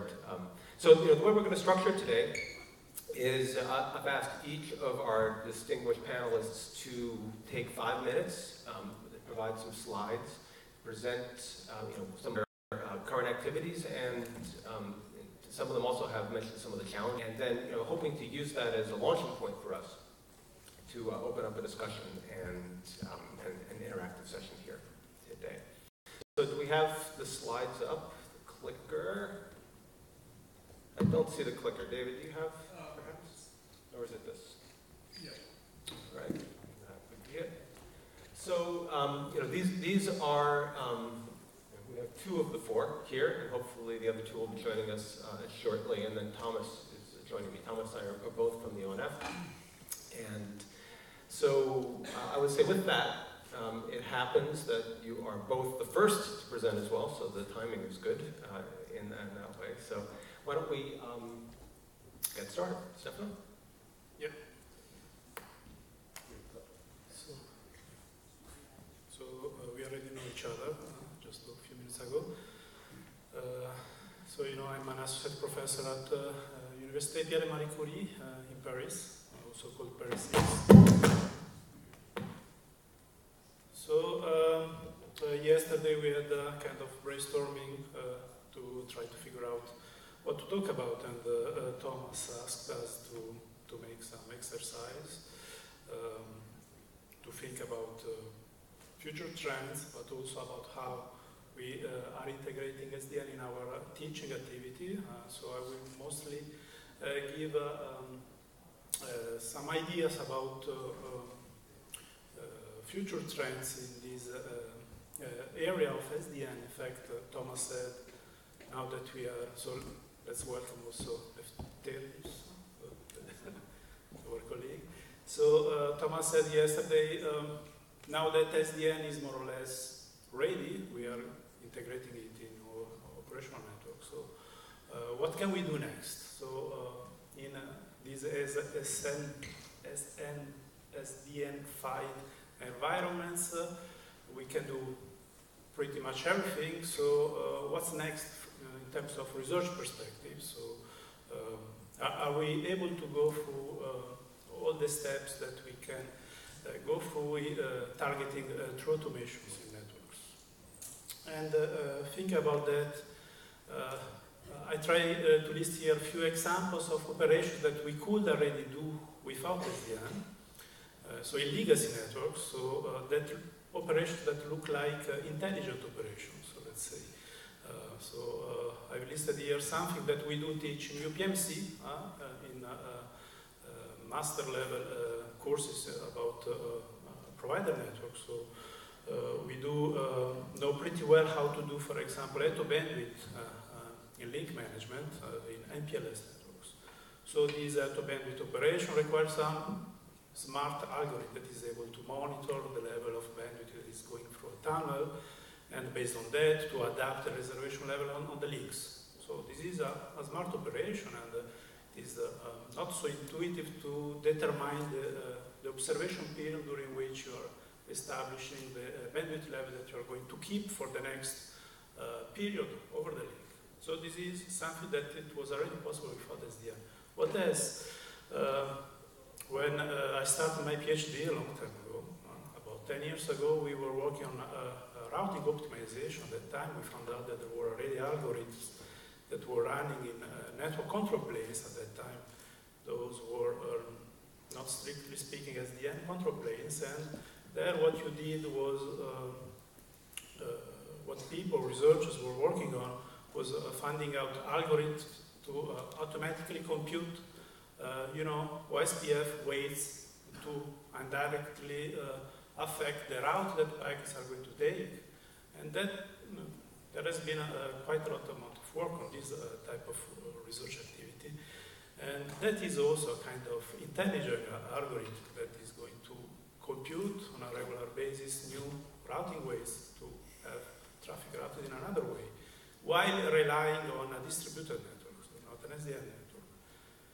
In the computing side, we had, since 2009, 2010, virtualization platforms that started to implementing adaptive orchestration of virtual machines across clusters based on the observation of computing states, such as how much CPU is used over there, how much over there, how much traffic is heading to that virtual machine rather than to that other virtual machine. And there we find, in these kind of scenarios, we find online scheduling algorithms that are also pretty smart. So what can we do more in SDN environment? So what SDN is able to open to our activities as researchers when we find that there are problems to be solved in unconventional ways. So I've seen that there are a few posters that are presenting works that are addressing some of the previous examples I gave of problems that were already solved without SDN at some extent. So what can we do beyond that? So what are we able to do now that we have SDN that is making our network strongly programmable? So what we can do is to try to conceive new network adaptation algorithms that are able to take profit of all this new information that we are able to collect. So we have now multiple interfaces, southbound interfaces that are able to collect information that we did not collect before. So can we take new type of decisions in adapting the network? Can we adapt the network in a finer way than what we could do with legacy protocols? So this is something we see happening in the networking research field. So people are trying now to integrate analytics in network optimization algorithms. So people are called this new field of research prescriptive analytics. So how can we take decisions that are not simply based on measurement, but also based on predictions about those metrics that we are measuring in real time. So this is something that is very promising, and we see that analytics blocks are being integrated in various open source projects, ONOS included, but also we see in ON.Lab and similar oriented architecture trying to adding the space for this innovation, for integrating such algorithms in SDN networks. So what else can we do? We have also the northbound interfaces that are able to give to the applications much more information about the network. So Historically, networks are operated in such a way that users are not made fully aware of the network they are connected to. When, for example, a wireless user using cellular phone tries to call, it is not how much bandwidth is available, how much spectrum is available, how much the others are getting while trying to access the same service. This information is typically hidden by service providers. Now that we have northbound interfaces, conceptually, we can give more information to the users so that they can decide the terminal they use can get the resources in another way than the legacy way. So the legacy way is a situation where the provider exploits the fact that the user don't know what's happening in the network to allocate resources in a proportional way, typically. So it's proportional.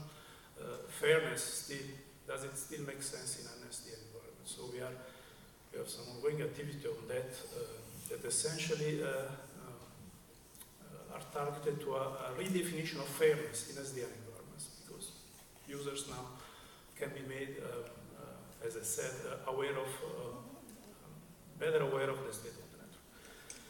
And then we have the computing layer again, as I said before. We have this additional dimension that typically was not part of the recipe when defining new orchestration algorithms in networks. So now that we have the computing layer there, that we know we can scale in and scale out computing resources that are assigned to network functions and network switches, how can we change the way networks are typically operated, and this orchestration decision, how should we define them? And when talking about network artificial intelligence, so you think about new algorithms that are taking profit of all this information. So what do we do like when we define decision algorithms? We like algorithms that are able to change the decision from time to time. Okay, so only stupid person don't change their mind. So if the network change, the network states change, then the decision can be changed. This is something that happened, for example, in the 90s. Probably you were already, were not already working on networking, but at that time there was a kind of revolution. So people were introducing traffic engineering algorithms in networks that were not able to change quite often. And at that time it was considered as a revolution because the network were starting at that time to be managed in a dynamic way. So we would like to have decisions that are able to change from time to time. How often, we don't know, but we know that we are now able to make the networks even more dynamic also, thanks to the computing layer which is added as a variable in these systems. What we don't like when defining decision algorithms is getting into decision loops, so that we decide to route packet over our way and then we change the decision out over another way, and then we come back to the same decision. So we would like to avoid, when defining network adaptation algorithm, to get into this kind of decision loop, to take bad new decisions, such as here again, if we look at the auto bandwidth algorithm, I've seen there is a poster which is addressing this type of problem. So how we can adapt the link reservation level? We should do it in a robust way, as those people from Milan are presenting in their posters. And we don't like to change decision too often. It's okay to change decision, but it's not good to change it every few milliseconds, for example. So we don't want that to happen. So these are open questions about the management of networks in an SDN environment where we can integrate very smart and very capable, hopefully capable at the right level of extent to adapt the network state. So these are just few ideas that I throw on the table and just to let you think, and if you have questions about or suggestions about how this type of research could be conducted, so we are able to talk about that. Good, thank you. All right, James. The clicker's on the podium. Thank you.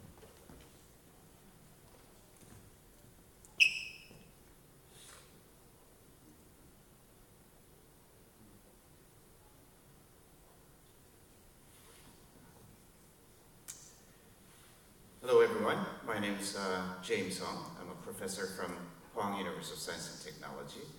I was told that I have 5 minutes for my presentation for this panel. So I thought, as a professor, teaching, research, the two important aspects of being a professor. And so I'm going to talk about briefly research and development activities. Recently, network virtualization, I believe, is a very important topic for SDN and NFV currently, as well as for, say, 5G network era. They talk about network slicing, but there's no clear definition of network slicing in 5G community yet. So what we're working on, we're folks working on network virtualization for SDN and NFV, we can adopt and perhaps use that in the 5G networks. And for IoT, we get millions of billions of devices that are being deployed and attached to the network, doing various interesting things. They would prefer, or it would be nice to have their own slices in some cases. P4 in-band network telemetry, which are being presented in this event as well. We are also working on that. Autonomic network management, Sachi gave a nice brief presentation on this. Self-driving network, AI for network management, knowledge-based network management, knowledge-defined networking are similar terminologies for applying machine learning and AI techniques for networking and network management. I believe it's also an important area. Now, so those are some of the areas that I'm interested in and my PhD students are working on these days. Now, part of education for students, developers, as well as operators, I believe is very important for SDN and NFV. So for this, I've been working on creating MOOC courses, that is massive open online courses. And I talked about this with Gru and Timon and ONS in the spring. And over the summer, I made MOOC courses with my student Jian and Seon, based on the software-defined networking course that I gave for the past several years. And it is now available since 3 weeks ago first to the Korean community, developers. So when you visit this website, PostTechX, that's similar to edX, Coursera, Udacity. That's our PostTech version of it. And more specifically, the Graduate School of Information Technology that I'm in charge, we're providing senior level, undergraduate, as well as graduate level courses, particularly SDN, NFV, IoT, big data, and so on. Okay, so we started providing 5 courses since 3 weeks ago, and SDN, NFV, and all courses are given in Korean for the Korean audience, although most of the lecture notes are provided or prepared in English. I'm actually offering Internet of Things course concurrently with PostTech. I have PostTech students taking the course inside and then providing it outside. Since we have about half of our students are international students or non-Korean speaking students, so I have to prepare and deliver my lectures in English. So we're providing that with the Korean subtitle. Anyway, if you're interested, you can visit and actually listen to my lectures on SDN NFV as well as Internet of Things for free. Okay? And I plan to do more for those people in industry. And this was motivated by in the spring, I got a phone call from a middle box solution vendor who's been doing very well in Korea as well as exporting to around the world. And he got a phone call from their customer saying, we don't want to buy hardware boxes anymore. We just want to buy your VNFs. And this is a senior executive, former graduate of our university, gave me a call, asked me, Professor Hong, what is VNF? How do you create one? How do you develop one? Was their question. And so we prepared a training program. We helped them, their developers, installing, say, ONOS. We gave a code walkthrough tutorial, as well as OpenStack, and so on. Okay. And when you visit this course, we also provide tutorials, as well as theoretical aspects, as well as more practical aspects for people to install ONOS, Cord, etc. Graduate internships. Since 3 years ago, the partnership that we had with ON.Lab, my training of our graduate students have been do research at school in the lab as before, and whatever they're working on their PhD topic, then when they finish or when they're almost done the theoretical work, I sent them to ON.Lab. And thanks to Guru, Bill, and Thomas, generous people who've been helping my graduate students to implement the stuff. Jiang Li, working on control plane management. Yunsun Han, who worked on network virtualization. And currently, Chongwan Hyun, working on P4 and INT. And I have another student, Woojung Kim, working on MCore. So that's been my way of advising my PhD students to do theoretical work in the lab, but do the actual validation of their work in open source implementation at ON.Lab. So that's my 5 minutes. Thank you. All right, let's start. You don't need to start. Hi everyone. Left here, sorry. To be next. I don't need any slides. Hi everyone, my name is Lefteris Manasakis.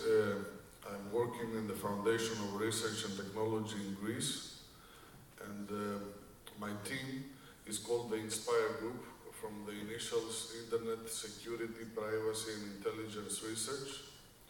We are a young group comparatively, because we started in 2014 after my professor, my principal investigator, Xenofondas Dimitropoulos, got the funding from the European Research Council, a very prestigious funding starting grant, it's called, by the European Research Council, of 1.5 million for a project called Netvolution.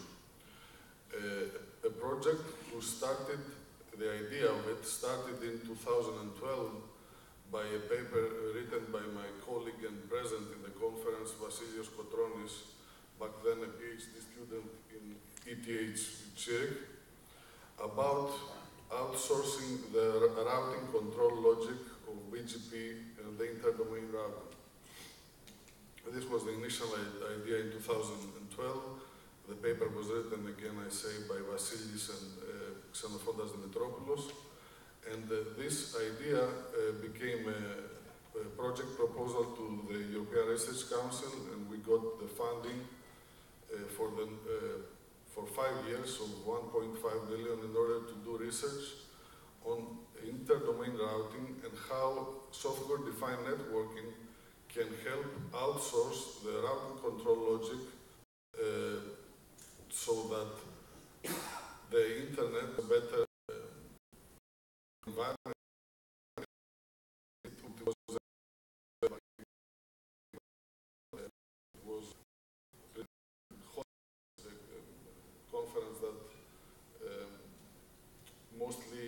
is looking for radical ideas, for ideas that create discussion between the academia. And that's what we did, and we started this way. So since 2014, we are working on different topics of research. Our main research focus are, as I said, interdomain routing, network monitoring, or again in the interdomain, not in the local level, software-defined networking, and this is the reason why we're here, and network measurements. Network measurements is internet network measurements is a big part of our research. And this year we have one more paper in the Internet Measurements Conference that is purely measurements.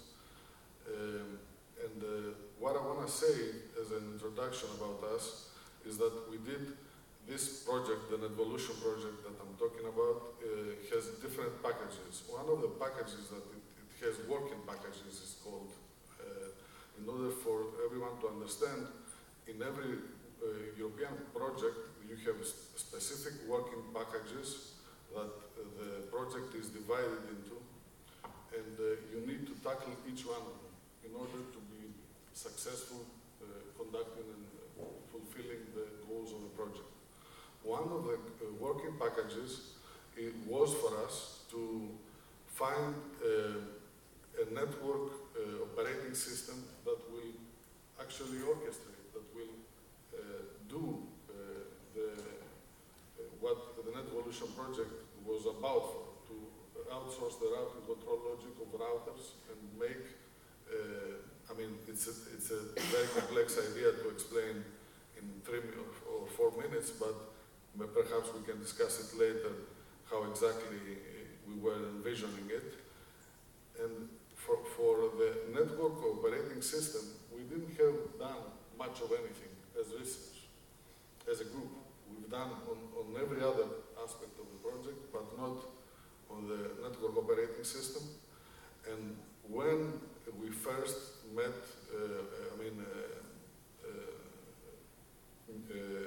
read about it and started working on ONOS, we realized that this is the perfect solution, this is the perfect software that will support our project and our ideas when it comes to a network operating system, because ONOS, as everybody knows, is service provider oriented, and a very important aspect is that it speaks BGP for us. So it supports legacy protocols, because as I was saying yesterday in the ONOS basics, the fact that software-defined networking controllers like ONOS support legacy protocols is very important for the adoption of SDN controllers, because you cannot change overnight the infrastructure and the logic and everything from a network that is operating now and needs to stay operating. So the story, because the story is has a little, it's a little interesting. In 2016, in the summer of 2016, we presented the demo in SICOM in Brazil about an idea, a research idea called Artemis. Artemis comes again from the initials, automated and real-time, automated and real-time, it's difficult, automated and real-time mitigation and security and mitigation system, which is about preventing and securing from BGP prefix hijacking. So in 2016, we presented in SICOM, and one of ONF people that are working for ONF, back then he was an intern, Carmelo Cascone, was there also, and met with one of my colleagues, Pablo user basis. And he said to Pavlos, this is a very good idea, I like it. Why don't you try it with ONOS and see what ONOS is about? So from Carmelo,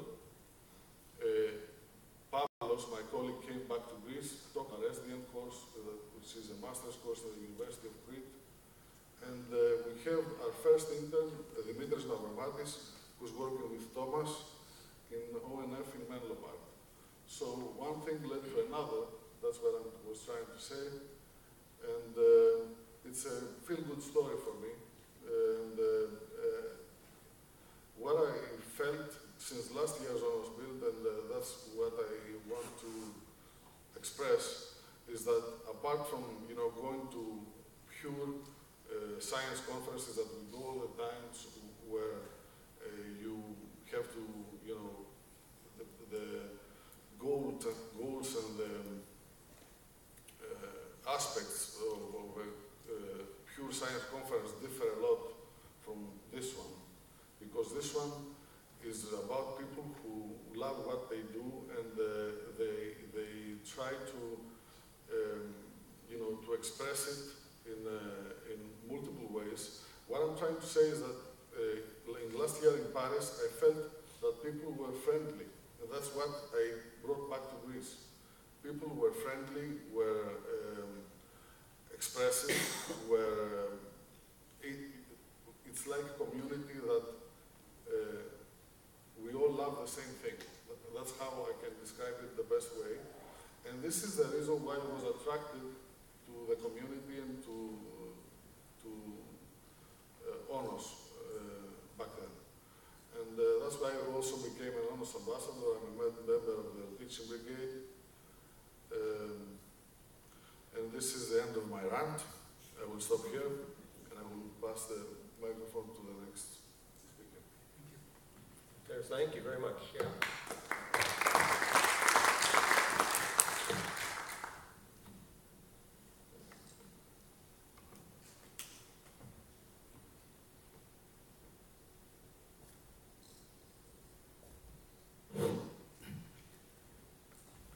Thank you.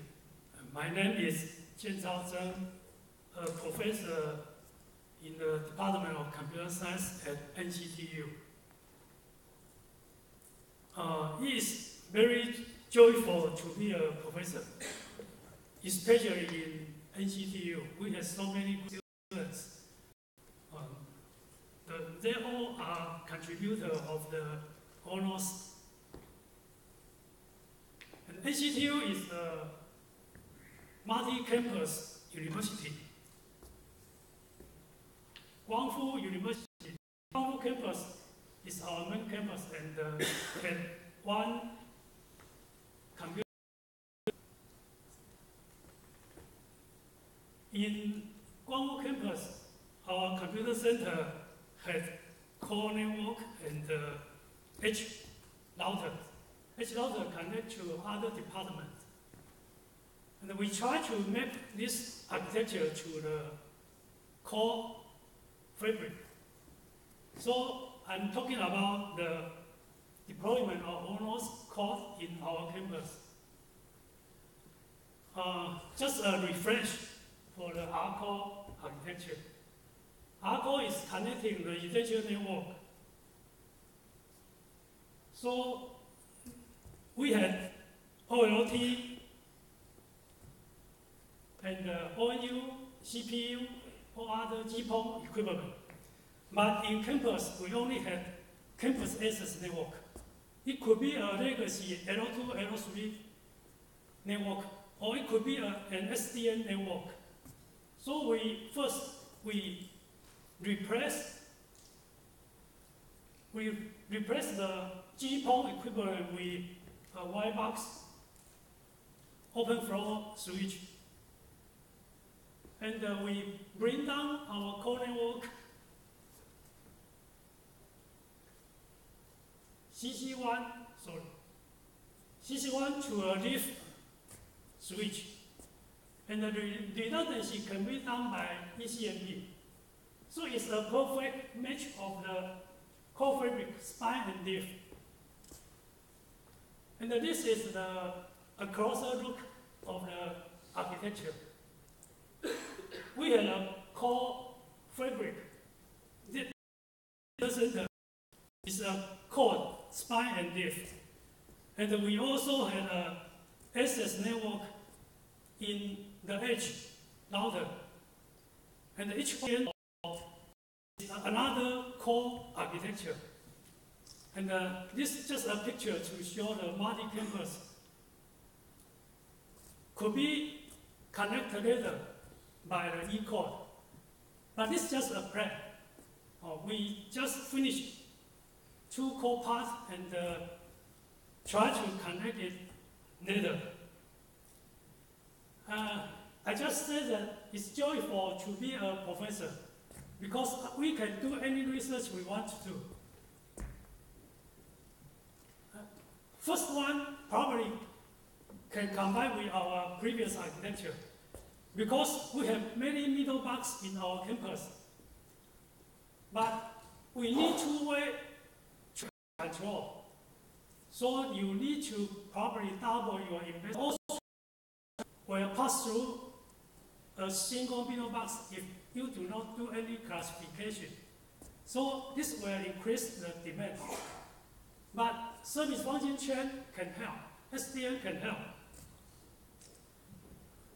Besides, we said to read Luca. He gave us a chance to join the SDN IP global deployment in ONOS 2016.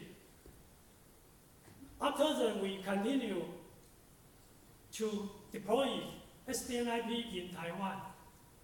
And later this year, we will connect it to the NICT Japan. Besides, we also install OAI EPC in code-in-a-box. And it has been tested. We use real handset and the SIM card to access internet to see the YouTube streaming video. And as I said, we can do any research. So I do some academic research because my original interest is in heterogeneous wireless networking. So I combine the handover techniques with the SDN future. In the campus, to have multiple subnet, either wired or wireless. If user move from one subnet to another subnet, he probably need to change its IP. This is 5 mobile IP is embedded. So we like to apply mobility management in SDN domain. So we design mobility management as a controller app. And we want to support session continuity. So we will keep the mobile device IP unchanged, even they move. And the forwarding can be done by match and the forward instead of IP and IP tunneling. This work has been published in ICC 2017. Besides, we can apply multicasting technique in our campus also. So we try to add some multicasting applications as a campus service. And this multicasting can be controlled by ourselves within the NCTU, but I think we still have a lot of work to do. And another related to the debugging and the monitoring is inter-app consistency. Because of you implement so many apps, each one has its own right to write access rule, modify rules. This rule may be conflict one another. And you probably cannot detect until the bad scenario happens. Sure, there are other many topics we need to investigate. So I just end my talk here. Thank you. Thank you. Take the clicker. Thank you. Okay, so that ends our prepared presentations, or the first half of the session. So what I was hoping for now is we could start to open it up for some dialogue, discussion, question and answer, and hear from all of our panelists. And well, together actually, we put together a couple of questions. We got together yesterday and talked a bit. So we have some things to get us started, but also I want to open it up, to the audience as well. So this doesn't have to go in a strict order or sequence. Please, I think we have 2 live mics in the audience, and feel free to step to a mic, and we'll get to your question. But when we kick it off, I sort of chose to start with a relatively high-level question, which is sort of, I think, a pressing answer from our perspective at the ONF and at the, it's an industry perspective, if you will. It's, the industry remains slow in adopting SDN. We have troubles, we have monitors up here, but they're a little low for us sitting down, so you see us kind of looking up or back. That's what's going on. But, so the industry is having trouble adopting SDN, is really the experience we're having. That the vendors are slow in stepping up to really help provide complete solutions. And we as a community, we at the ONF as an organization, as part of our mission and our charter, are trying to find ways to enable that, break through that, and move things forward. And we would love to find ways to work more with academia, and for academia to find ways to help with this. And so I thought this might be a thought-provoking question that we could use to get started on some things. Is there a way, we are actually hearing some ways in which academia is already helping to fill the gap, and not only working on problems, but educating people, training, working with ONF, ON.Lab, and people going back and forth. All of those things have been really helpful. But the big picture from my perspective is there more that we can do, both on your end and on the ONF side and elsewhere in the community. Does that prompt any thoughts from any of you? Well, just a few words.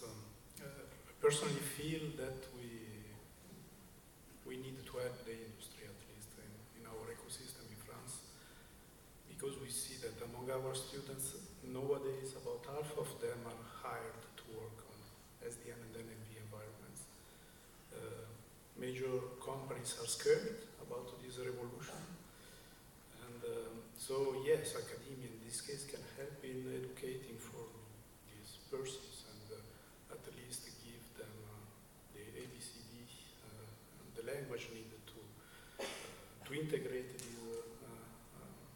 this evolution into the processes of companies that in some cases, as in France, are very much structured, so static, and changing the way a big company works.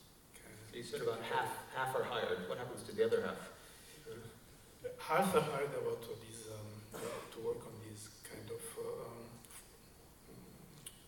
R&D projects, and half of them are working mostly on operational aspects. I just come back, before coming here I spent about 2 weeks in listening to the master defenses, and we had students that spent 5 months going around big operators and explaining to technicians what NV is. So students are also hired to educate themselves, employees of big companies that do not know at all what SDN is and NV is, just to prepare them to what is expected as being a revolution in that environment. As a byproduct of this phenomenon, we were contacted by a company that is afraid, more or less, as a similar example than the one that James presented. They are afraid about NV. Now they are selling bare metal, and they are afraid that their customers, major operators, will be asking them to to give them VNFs in 3 to 4 years from now. And as a result of that, we have Kamel here in the room that will start a PhD thesis in that company, and his main task will be to think about the NAV architecture supporting their use case. It is about video caching and streaming, and supporting them in the transformation from a bare metal environment to a software environment. So we are seeing this phenomena more and more frequently, and in the last 3 years, and it's nice. I mean, to see that there are challenges as teachers that we can fulfill by educating the new class of engineers for these companies. Yeah, very good. Well, and the theme I heard, I think, from a number of the talks was, NFV, training in NFV, demand in NFV. There's clearly a crossover with SDN and NFV, and with cloud as well. So, and it sounds like there's both demand and interest and need in that space. Well, as I mentioned in my presentation, education, educating our students in school, educating developers, and educating operators and management folks and the service providers. I think that's what we need to do more.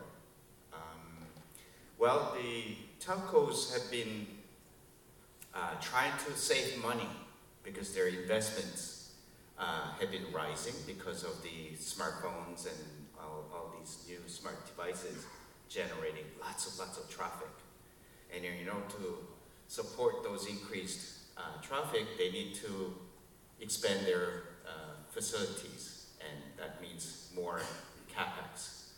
Unfortunately, their revenue generation as well as profits, unfortunately, have been going down. So what do? In order to survive, they have to cut people. And many telcos, that's not easy to do. So what else can you do? Well, they try to reduce the CapEx and OpEx. So they heard this wonderful terminology called SDN and NFV, which can possibly help them to reduce their expenses. Oh, that's a great idea. Let's do that. Okay, but then they already invested millions of billions of dollars on their infrastructure, and it's not easy to change them because some of the equipment they last for 10, 20 years, and you just cannot change their infrastructure overnight. So the new investments for new services, they are trying to bring in SDN and NFV technology.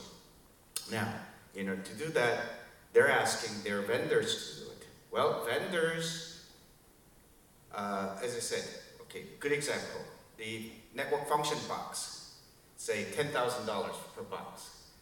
How much can you charge for a VNF? $100? $1,000? And it's not clear. And so vendors are trying to avoid this as well until they're forced to do it by their customers.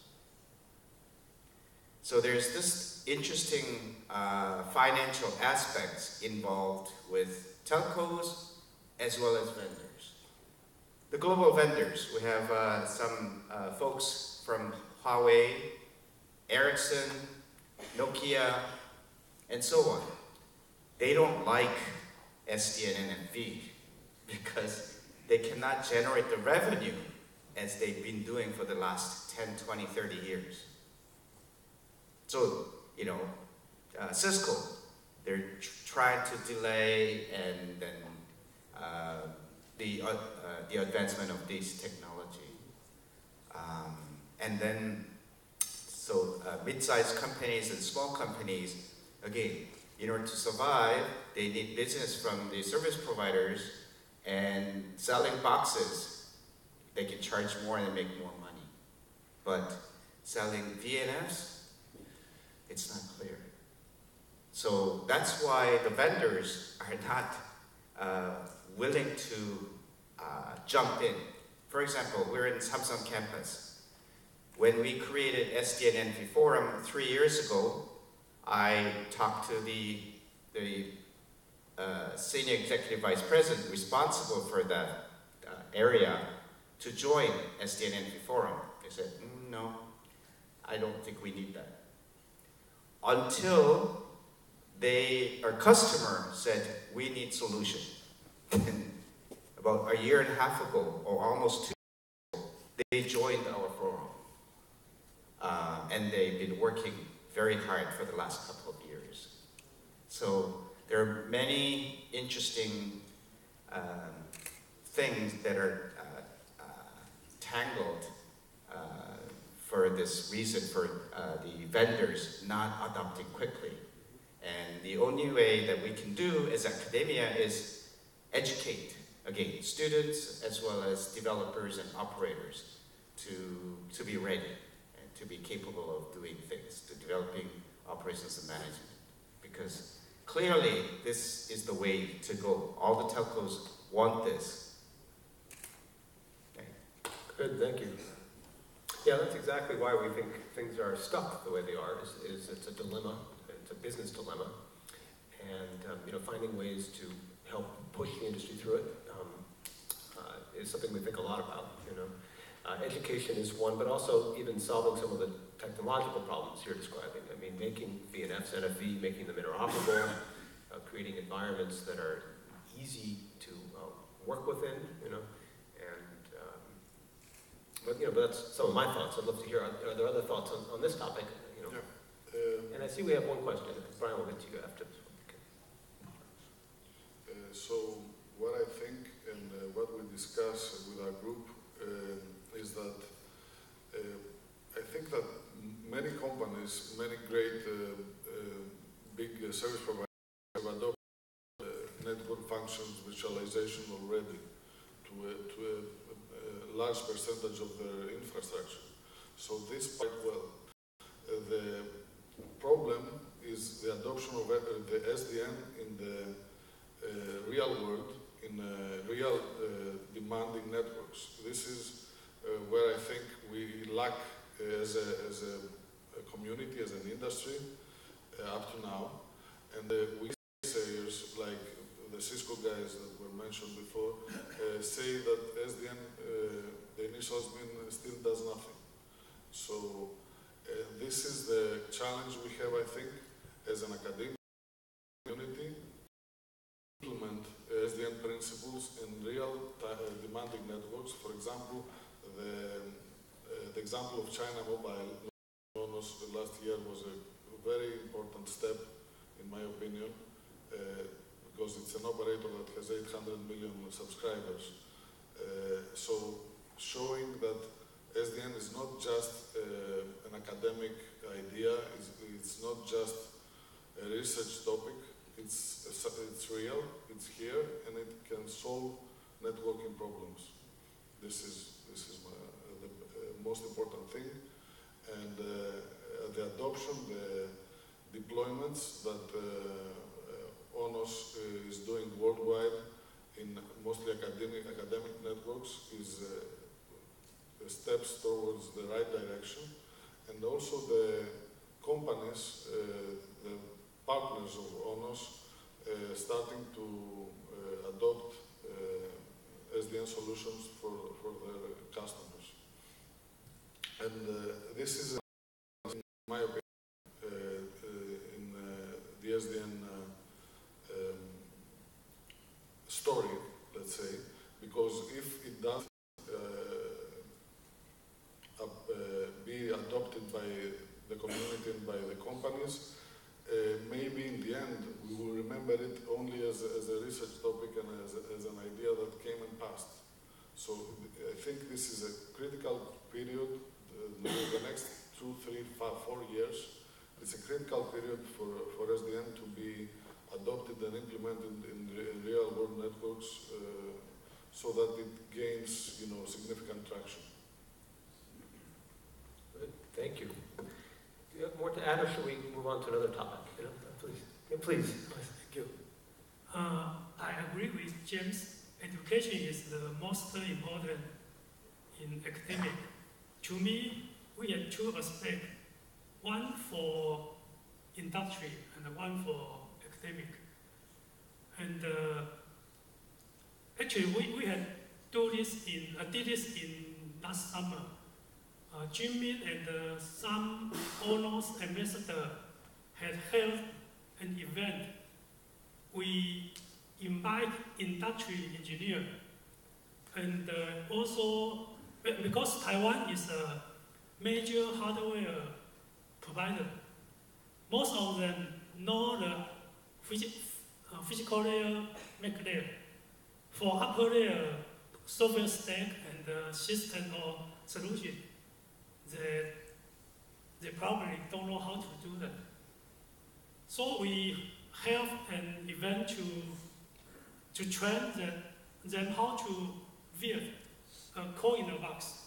And the server was from local industry, like WNC, QCT, Quanta, and HCore. And after the training, it seems we had two-day training. It seems very good. Most of them can successfully install code in a box. But we are very frustrated because code in a box keeps changing. The training was on code in a box 2.0. Later, 3.0 release, and after a couple of months, 4.0 release. So the training is not going, it's not working anymore because they try to install code in a box 2.0, but they encounter mass failure. Metal as a service because it changed. So if the ONF or ON.Lab keep changing this open source and do not have a stable version ready there, it's very difficult for academic to jump in and to do some kind of training. We are very lucky. We have many student resources in our school. So we have strong connection with ON.Lab. So we can keep moving. But if we want to train more people, we need a stable environment for us to teach. Yeah, that's a tricky problem, isn't it? Because by its very nature, we're trying to move fast and do quarterly releases or every 4-month releases with Core. And now we're up to 4.0, 4.1 coming shortly. These newer releases are intended to make many of the problems you're having go away and make it easier to do the installations and whatnot. So, but I think for all of the educational line of thinking and grappling with open source, the speed with which open source moves, I think there is an inherent, perhaps an inherent conflict, or something we're going to have to grapple with. We don't want to slow down open source. One of its greatest advantages is the speed with which it innovates and moves. So maybe Thomas, you have some thoughts about that. Well, I mean, definitely I can see how some balance needs to be provided between stability, which you can build the training materials, right? Because you certainly don't want to invest in developing training materials just for the thing to change in 4 months, almost entirely.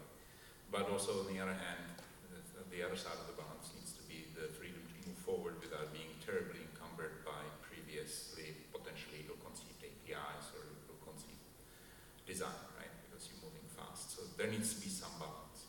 I mean, I know with ONOS, for example, we try to handle that with our sort of beta annotations and our sort of incubation area, which is implicitly all beta, which co-located there or any APIs and services located there sort of serve that purpose. This is a playground, and it's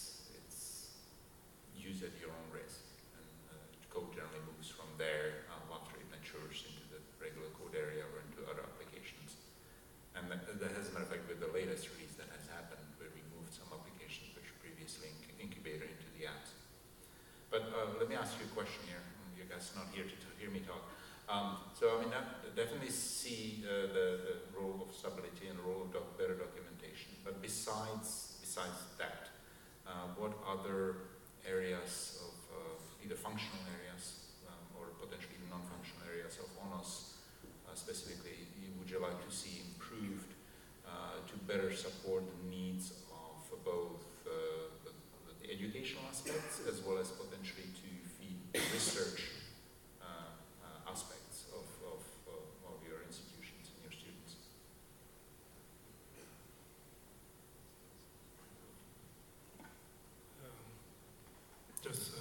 So from my perspective, so also to link my presentation to your question, it will be nice to have a more clear way, very well documented, of integrating orchestration algorithms. This is what our students, research students, are doing. Mostly they are thinking about new algorithms and protocols, but especially in the SDN environment, new algorithm to orchestrate the network in a better way. So I've seen this happening in OpenStack. There are at least 3 attempts to define frameworks to feed the orchestrator with the result of algorithms that are run in a dedicated environment. So the result of these algorithms are then given to the VM, and it will be nice to have a similar framework in the SDN environment. We have the intent frameworks. That is a good start, but I feel that it is still too abstract, at least when we try to explain it for the first time. We see that people that are listening to us, they do not understand it the first time, maybe not even in the second time we try to explain it. So there is a lot of abstraction. People are not quite familiar with abstraction in this field, so it would be maybe, I feel there is space for some improvement in that perspective.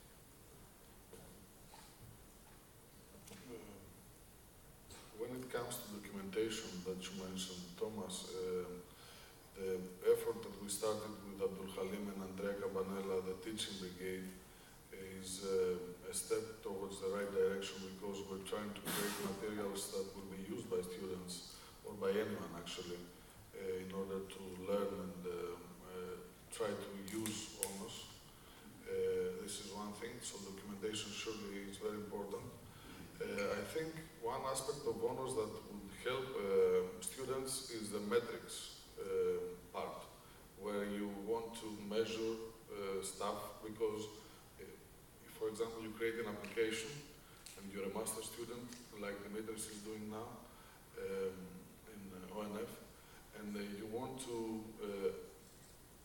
make a thesis out of it. So you have to write the thesis, the typical stuff. And one thing you should do, though, is evaluate your system and give numbers, give concrete data of how the system works and how it operates in harsh conditions, and what's the benefit of your application compared to the previous situation. So in order to do that, you need to provide data, as I said, concrete data, that show that your solution is better than the previous solutions. And the metrics part, how you give and receive data to the system and measure what's going on before and after, is a very important aspect too, and it's usually neglected most of the times. That's good information, thanks. That's good. I see a metrics brigade in the making. That's good. So, Brian, you had a question? Yeah, thanks, Thomas, for more or less taking the question. But thanks for the panelists. I think there's been an interesting and very symbiotic relationship that you formed with both the ONF and with these communities, or the ONOS community specifically. The PhD students are able to produce theses, we're able to get their great work, and we really appreciate that. So, really, I guess the question to kind of take Thomas's question in a slightly different direction, is around what are the challenges that you've experienced, like actually seeing your work go into production? Is it access to hardware? Is it access to test labs? Do you feel like you have the use cases and sufficient context to move forward? Like, is there something the community could provide from a tangible perspective outside of the platform that would help with your work?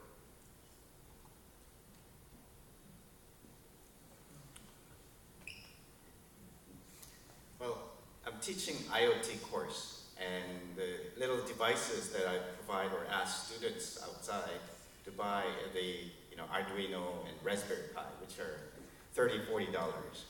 Now, at the EdgeCore booth, demonstrating, and then the P4 enabled, the Barefoot Networks device, costs $20,000, $30,000.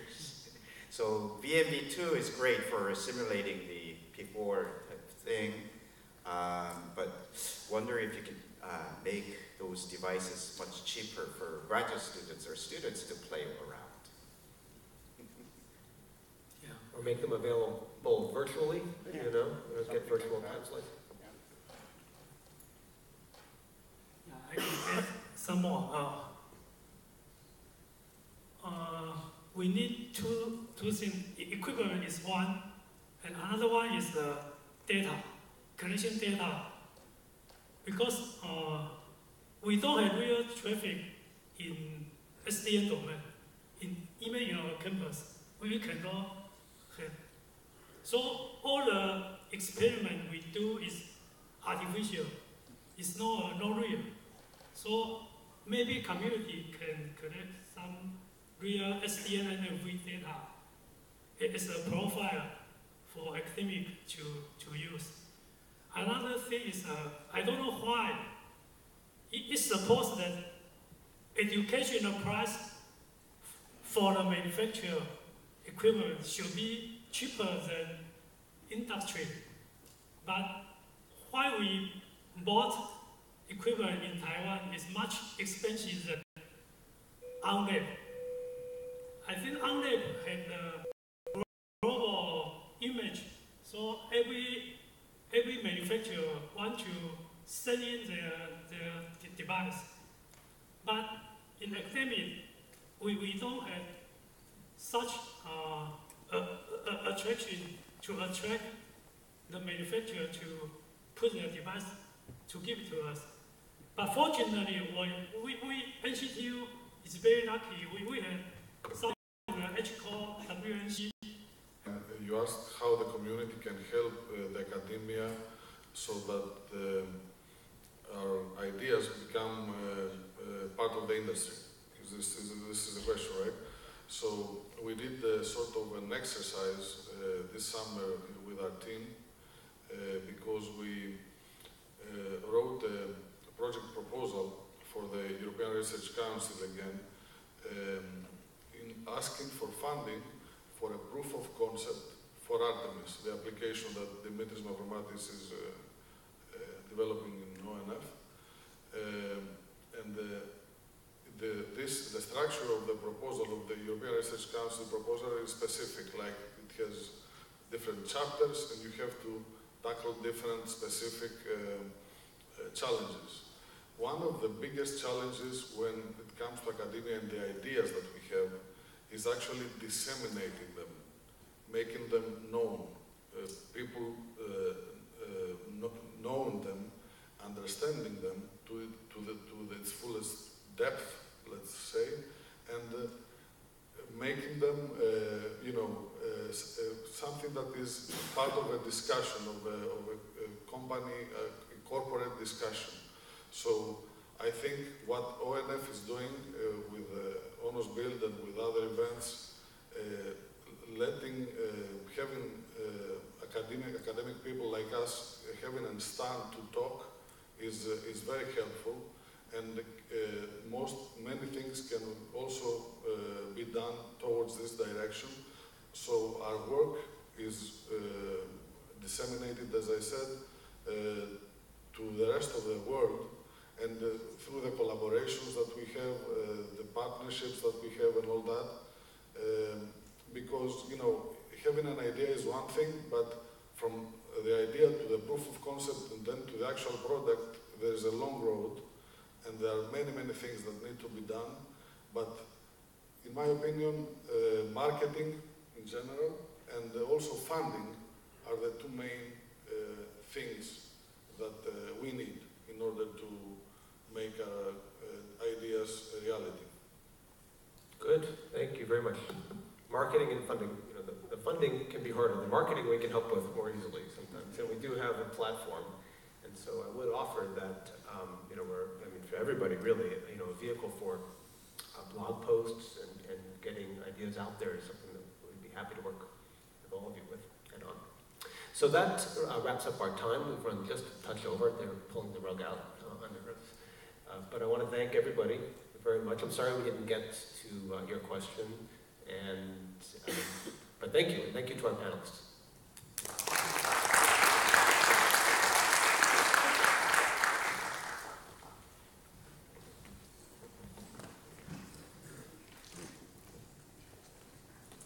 Thank you to everybody on the panel.